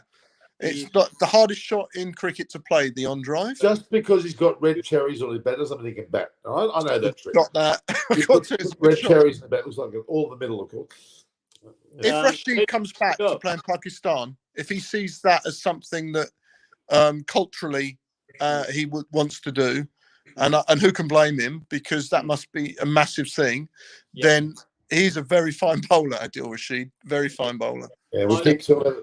I would say that both Moin and Rash would be keen to go and play in Pakistan. Their backgrounds from Pakistan as well. So, like Uzi went there and he was very well received in recent tours. I think it'd be good if they take both Moin and Rash there. So. My biggest I think there's prediction. more commitment than that, though, don't you? I think England would want more of a commitment, just to say we're not just coming. You're not coming back for one tour and that's you gone. True. Okay, I mean, there's McCullum will bring a killer instinct. I agree. That level of ground will cost Kiwis the match probably. But my biggest prediction of 2022, other than here we go. My biggest prediction is that Usman Khawaja will be the #1 ranked batter in the world by the end of the year. He will slay them in Sri Lanka. He will kill them in India. He'll do well in the Australian home season. He'll get no runs over in England again. So what's going to happen to him next summer? That's poppycock. I reckon he'd be better. He'd be better in England this time around. Reg Vernon, the renaissance of Usman Khawaja is upon us. You love him. You've always loved him, Norman. Even as that theme, you kept shouting for him. So you got your wish.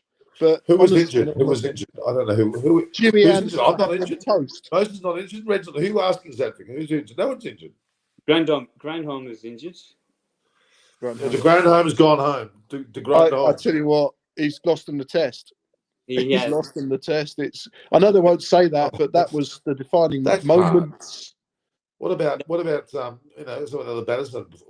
And that cover drive from Fox was excellent as well. So Reg, he's proving himself that he's batting really well. He's matching the stroke making. He's now taking the charge. He has to be averaging 30 at number 7 for England. Otherwise, he's in trouble because as good a wicketkeeper, he is a good keeper. Yeah. They've got Butler and Bairstow, and you've got to understand. Why is he in trouble? He's keeping. Well, let me tell you, Norman. Let me tell you, because there's a clamour for Harry Brook to come in the side. The only slot available at the moment is at number 5, right? And the only way they're going to make that available for Harry Brook, because he bats at 4 or 5 for Yorkshire, he's not going to bat up in the top 3, is that if they move Bairstow to 7 with the gloves, then there's a spot for Harry Brook at 5.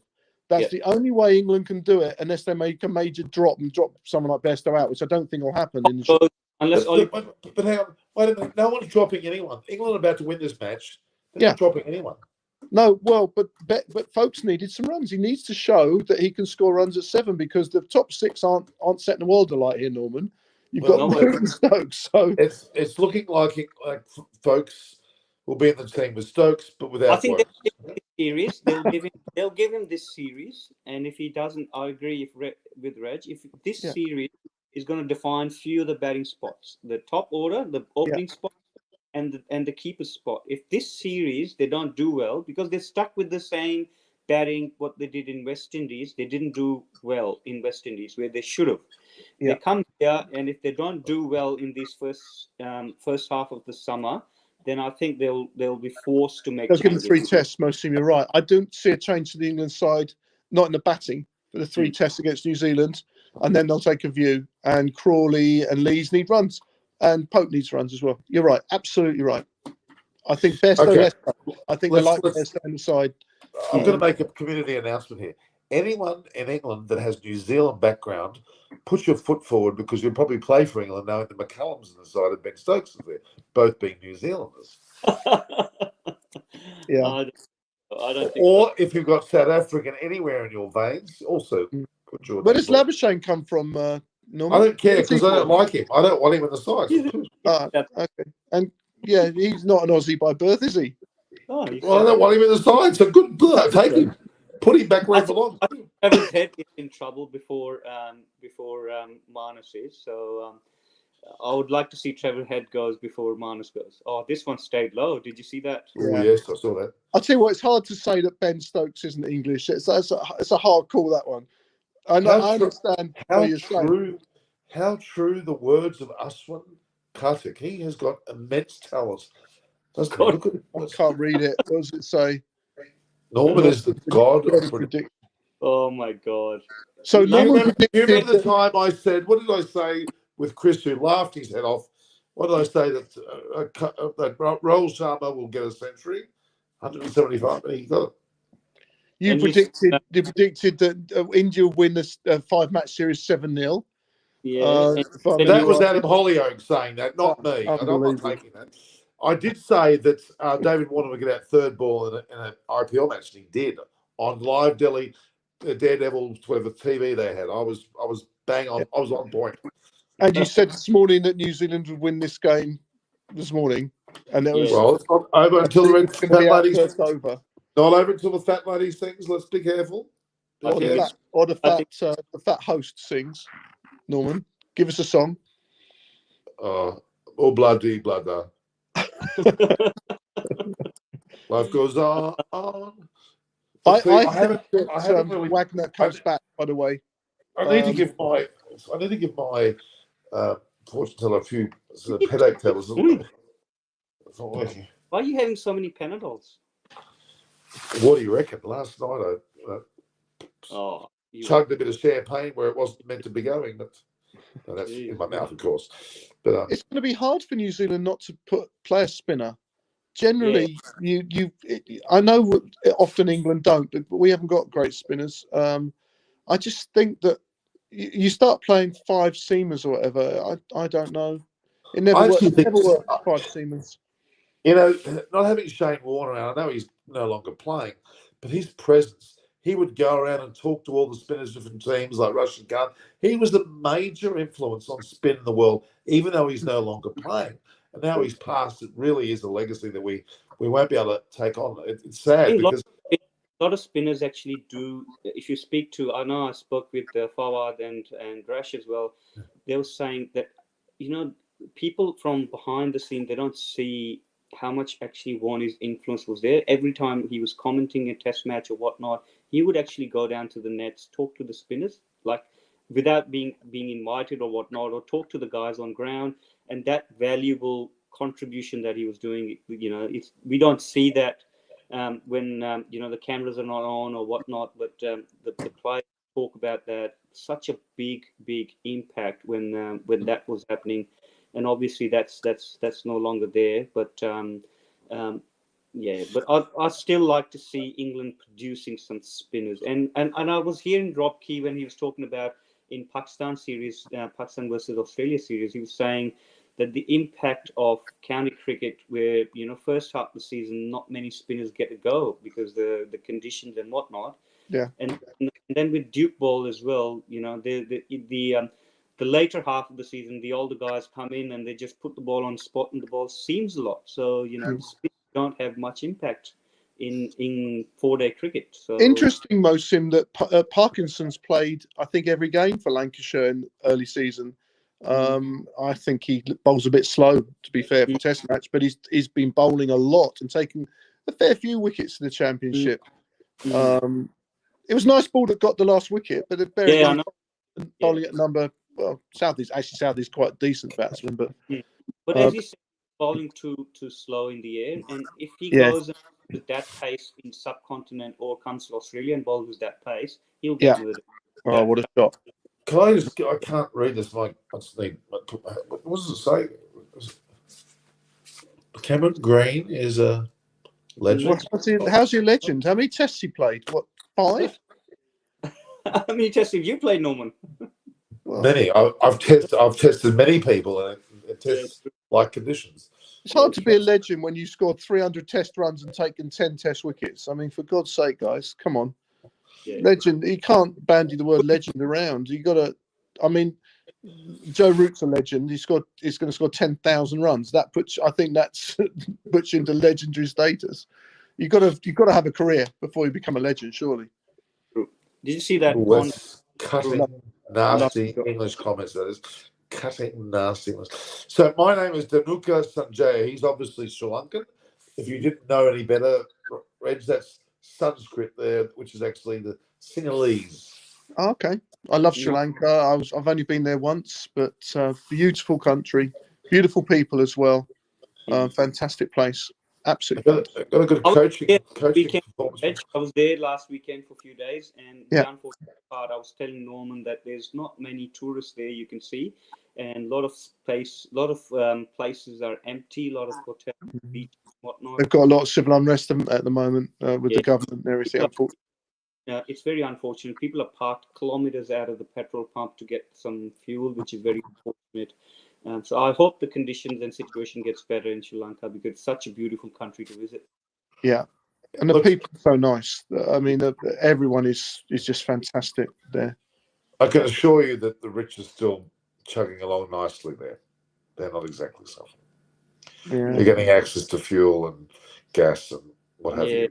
Hope it will get better. Did you see Williamson throwing his last throw of the dice there, trying his best to get the ball changed again? Did you just see that? He couldn't have. I mean, without being rude to the umpires. I tell you what. 29 runs to get Roots on 92. I think Test match is goodbye. Oh, hang on.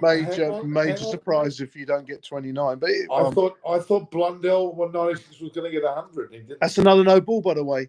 They're not calling him. You wait. They are not calling Jameson for bowling these no balls. I think that's what the change of rule was. The third umpire to watch on the no balls and whispering. But he only watches the front foot, doesn't he? This is a back foot no ball. Have a look at this when you see it. It's a massive back foot no ball. And they didn't call it sideline, isn't it? Yeah. Sky picked it up on the coverage here last night, and the umpires aren't calling it for some reason. But if the wicket gets taken, they will. If it gets out, it'll be his foot was again wide then. I just saw. Yeah, you're not allowed to touch that sideline with your back foot. What is this in and see? Or for that matter, front foot. No, you can touch with your front foot, Norman. Front foot can go as wide as you like. That front foot can go splayed 2 yards outside the return crease if you want to, provided it doesn't go over the front line. That's right. But is that right? The front foot can go wider than the sideline. Side. It wouldn't, biomechanically it won't, but because you can't create a bigger angle and disadvantage yourself, that's why the back foot is restricted to not cross that popping crease line. Because then you're disadvantaging and creating such a bigger, wider angle that is disadvantaged. Yeah, you could almost go 2 yards, 3 yards to the left if it wasn't. I'm going to try that next time. I'm going to put my foot well inside the back line. You can bowl, Norman. You can bowl from wherever you bloody like. And then pirouette and land and land like a discus thrower or something. Norman can bowl from the next pitch. I'm pretty talented, guys. You have no idea. Norman, you could bowl from 5 yards away from the batsman. You wouldn't be quick. Beg your pardon. I've taken wickets on the SCG, the MCG.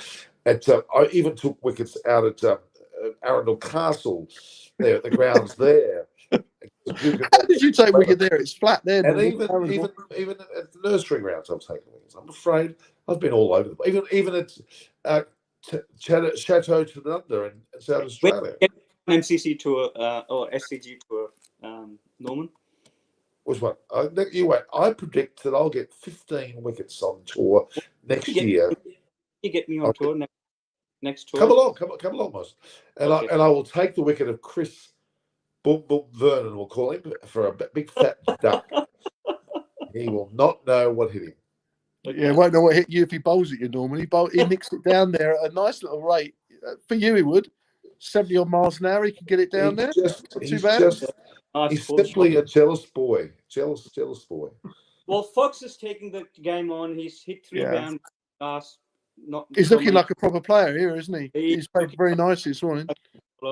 How could you say he's looking like a proper player when he's already a proper player? But what I mean is he's looking like a batter, and he needs. It's what I was saying. He needs to look like a batter. He's averaging 100 in the county championship this summer. Well, there you go. Okay, left field comment. Did Kohli surpass Tendulkar? What's your opinion? Not yet. Smriti Mandela is the best player. What? In women's cricket? Well, you'd imagine so. What has she got to do with today's game, I'd like to know? Atapati got 100 today, Norman. Did you see? I know. And she took a few wickets too. Yep.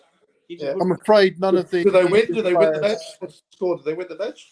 Because none of the Indian players surpass the Aussies at the moment. I'm actually sponsoring the captain of Bahrain.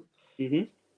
Her name is I call her Tipika, but her name is Razanjika Herat, who scored 161 in a T20 match in 60 balls, broke some sort of a record.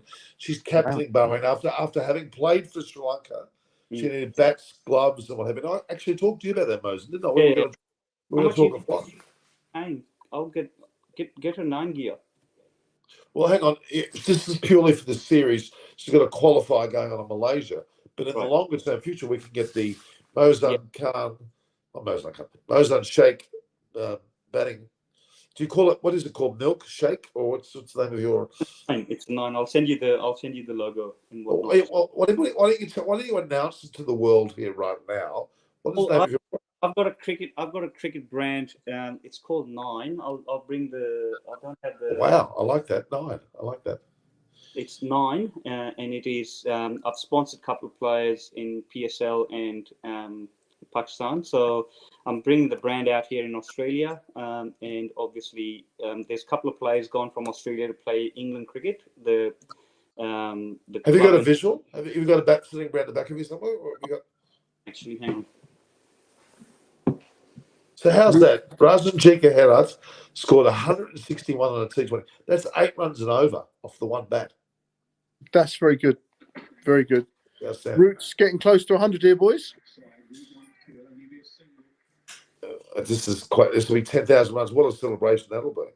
But, although he didn't play what you would call the best shot then when he French cut the ball. That beautiful bit of placement, Norman. That's what you call that. There's never a fielder there. That's called managing the field, isn't it? It looks like one of your shots. Is that one of your best shots? Look, it goes down as 4 in the book. No one ever knows where you've hit it when it's in the scorebook, do they?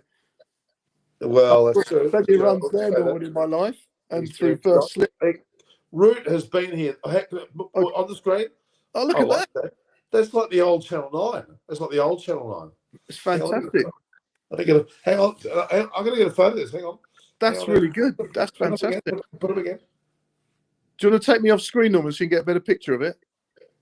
No, it's fine. Turn around. I like that. It's very retro. Excellent. That's really good. So, can you get? What about gloves? Gloves? Yeah, I've got gloves and pads and everything. So I like that. I like that. I like that. I like that. I like that. I like that. Good. I love that style of glove, actually. It's really good. Well, do you want to sponsor this girl? Do you want to give her? She's the captain of Bahrain. Yeah, I'll get some gear. She's in a so-called qualifier.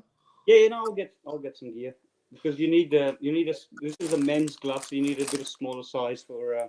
I'll actually invite Razan Jika Herat. Do you know what?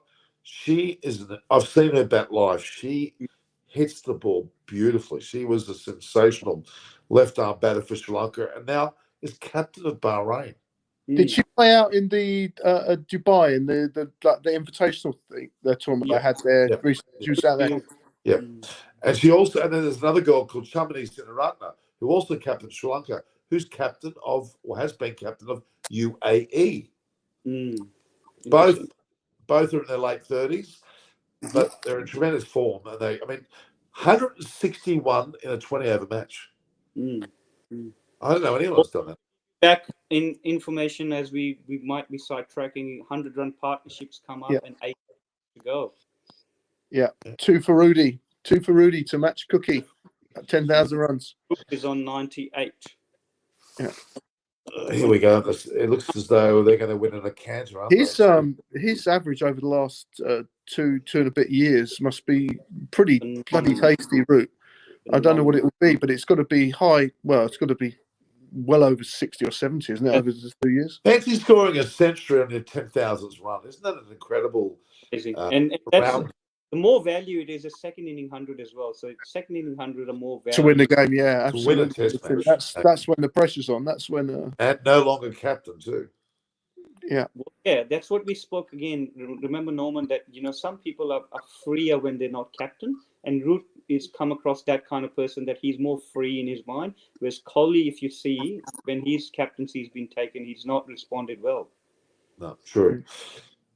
Yeah. I just wish Virat Kohli gets runs again. I really do. It'll be great for world cricket to have Virat Kohli back on top. I really think that, quite sincerely. It's not a talent thing, it's a mental thing. He's got a life, and it's hard, to be at that level for such a long period and that pressure. I think it's just told on him a little bit.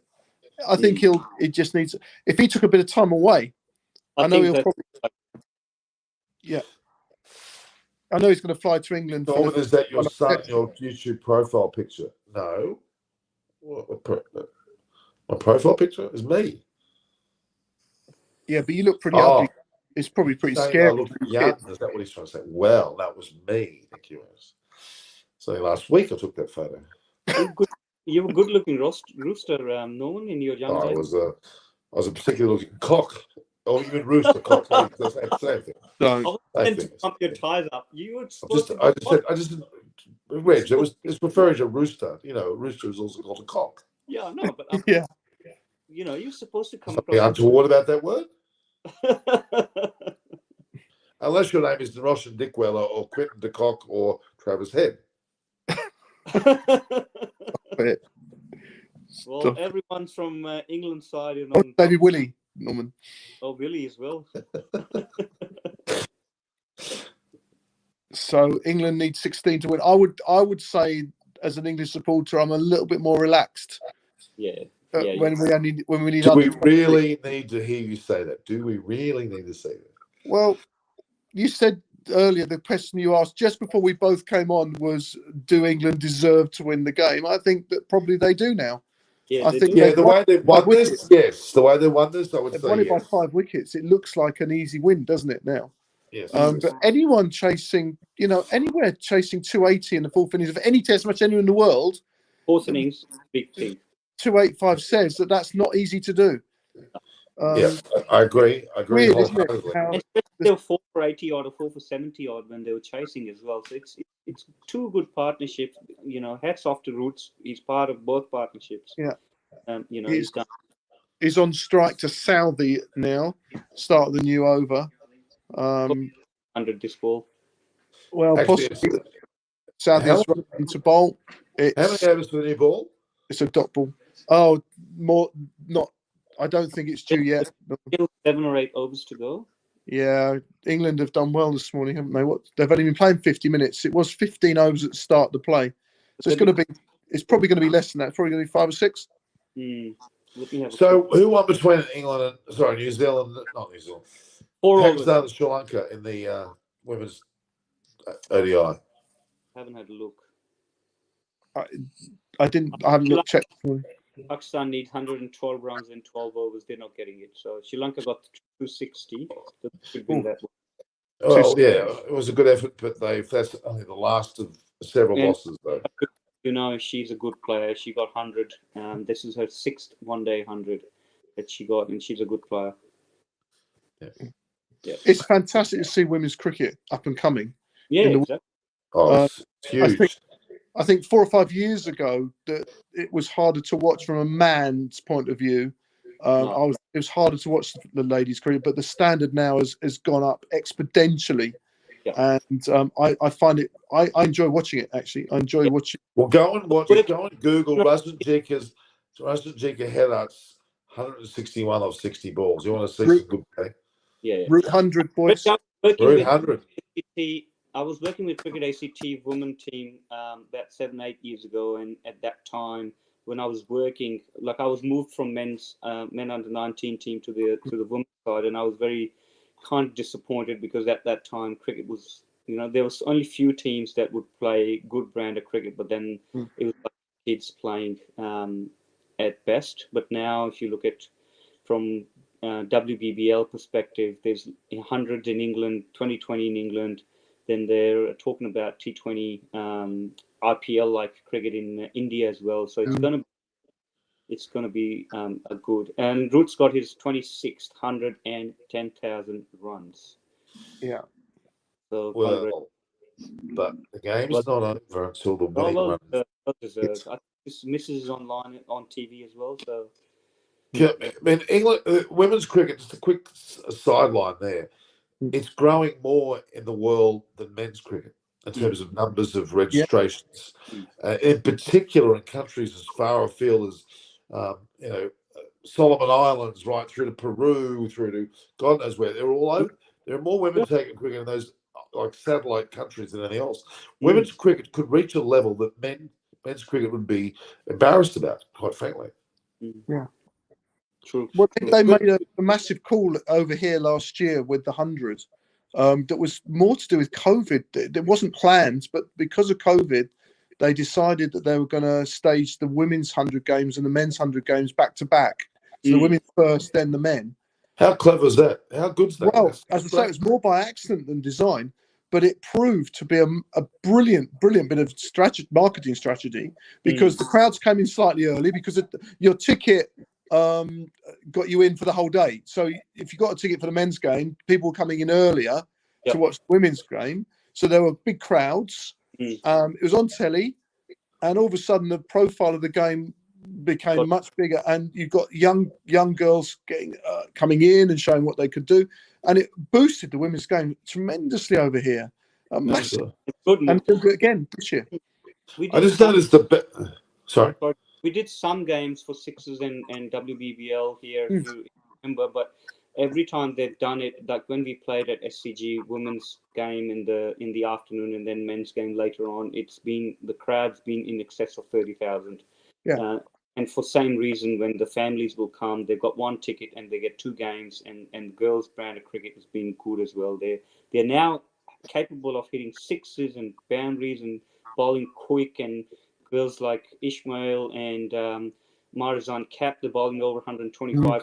And, it's Shabnam is, you get her cranky. If you say to her, she's only a woman, she can't bowl fast, you'd be silly to say that to her, because she gets very bloody angry. I'll tell you now. I've seen her angry with me. She often gets angry with me, surprisingly, but a lot of people do get angry with you. Norman's not surprised anyway. So. Well, jealousy. Until he shot 2 bottles of champagne inside him. No, I used to say to Shabs, you can't bowl fast, you're a woman.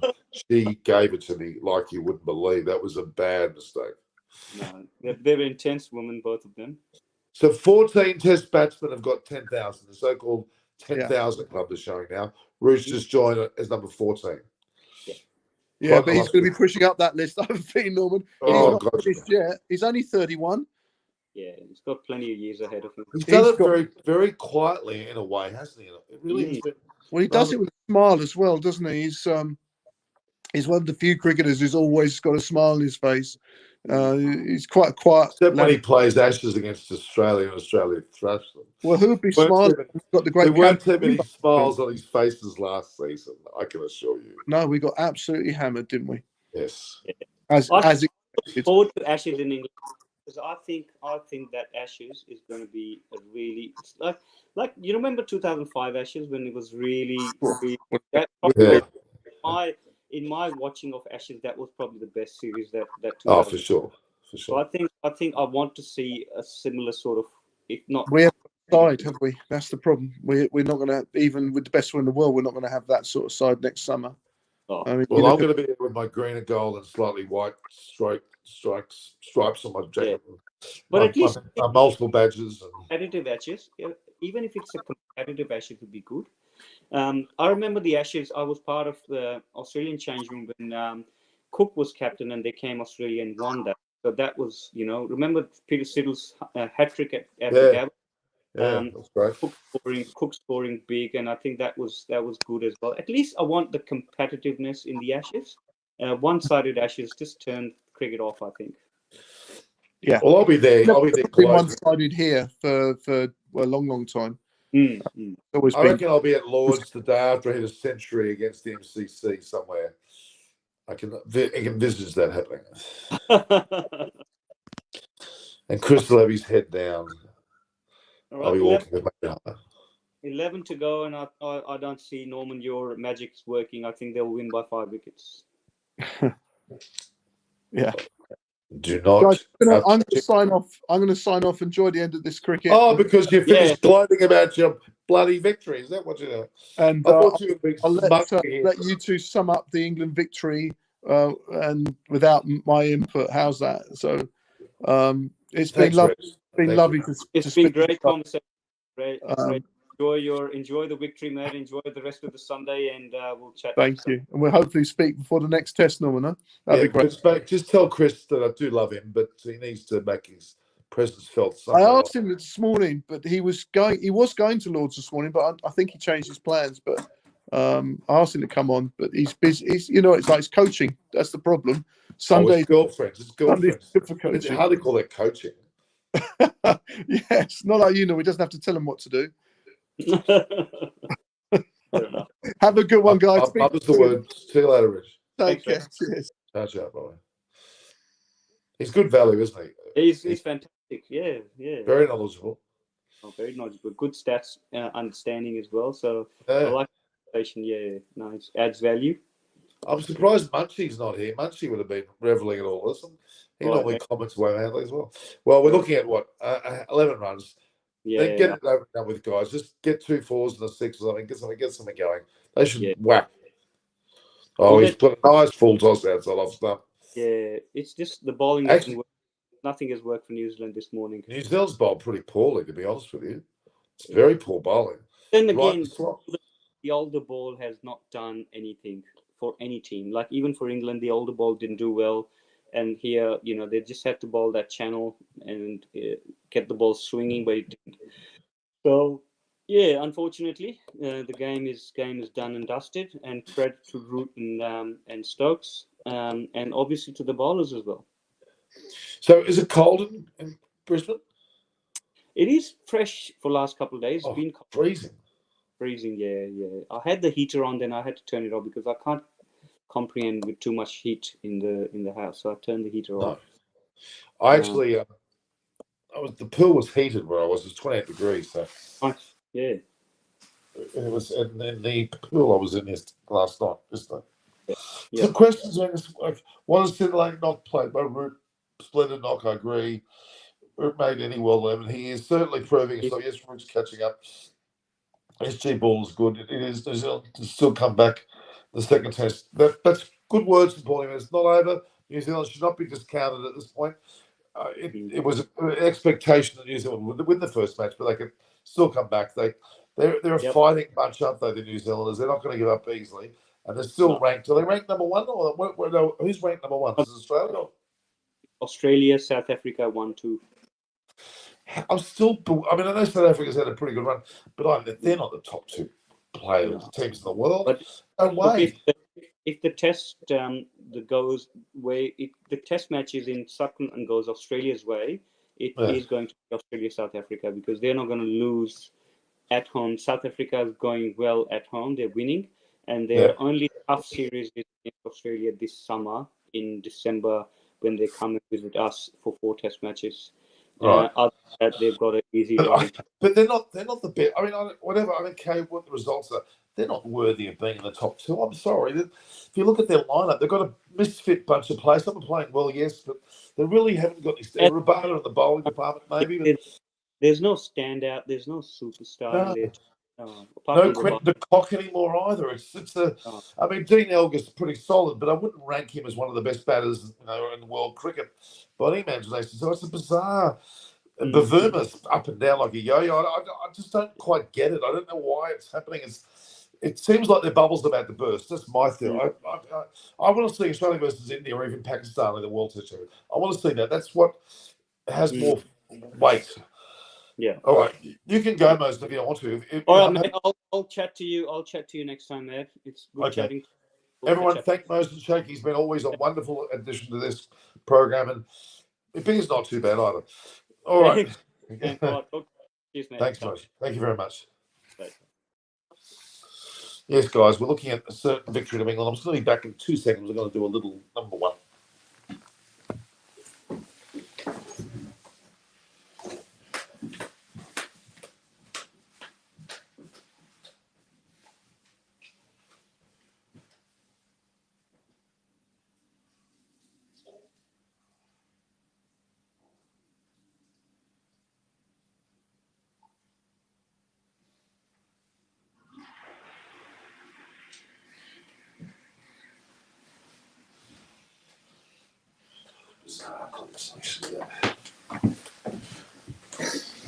All right, guys, I'm back. That didn't take too long.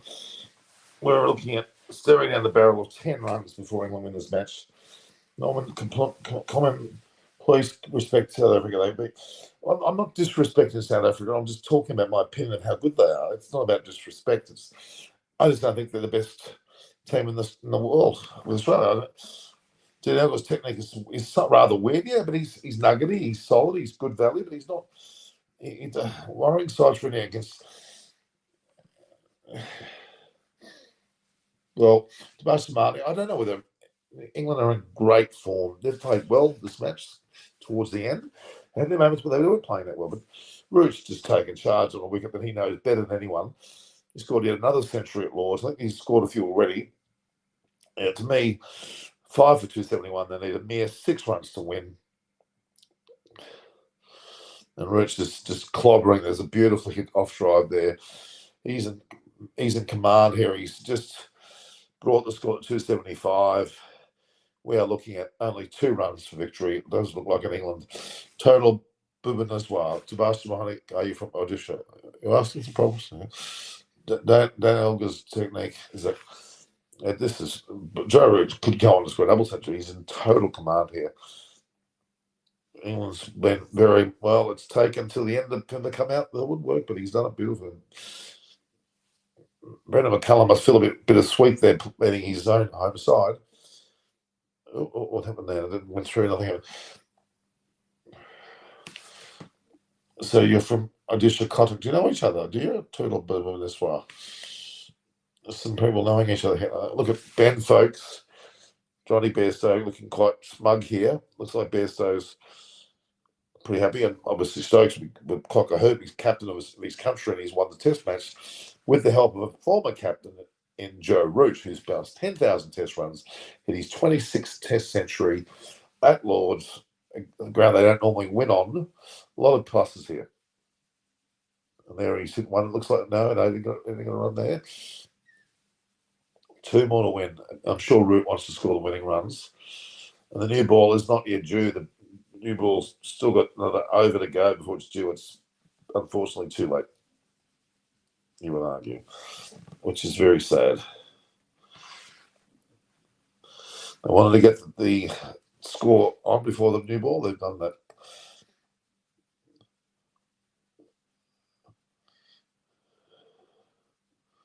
It's only one game. New Zealand definitely can come back. They certainly can. I'm afraid they've just won it now. There it is. Joe Root's just hit it, smashed the ball to the boundary.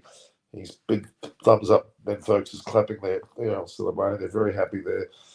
It's a very happy England side. They've beaten New Zealand by 5 wickets to win the series now. It's a huge victory. They're not prestigious teams like India and New Zealand. Facebook, okay. What is this? Well, these 2 guys know each other. That's interesting. This is okay. So we've seen a victory here. Root and Folks particularly happy. England have come out victorious. England won by 5 wickets. They're a stick hocker hoop. They beat New Zealand in a game where New Zealand could easily won as well. Well done, England. They won at Lords, which they don't normally do. We're particularly happy. It was a great Test match. It went into the 4th day, and there we are. Southie smashed over short ball, smashed over mid wicket. Root would be Cocker Hoop. He's batted fantastically. All right, guys, we'll sign off there. England winning the first Test match at Lord. We're going to see you all in the second Test match, and hope you enjoy this whole thing. It's been a great victory. Stay tuned and talk to you soon. If you like and share the post, hit the button for subscribe, and see you soon.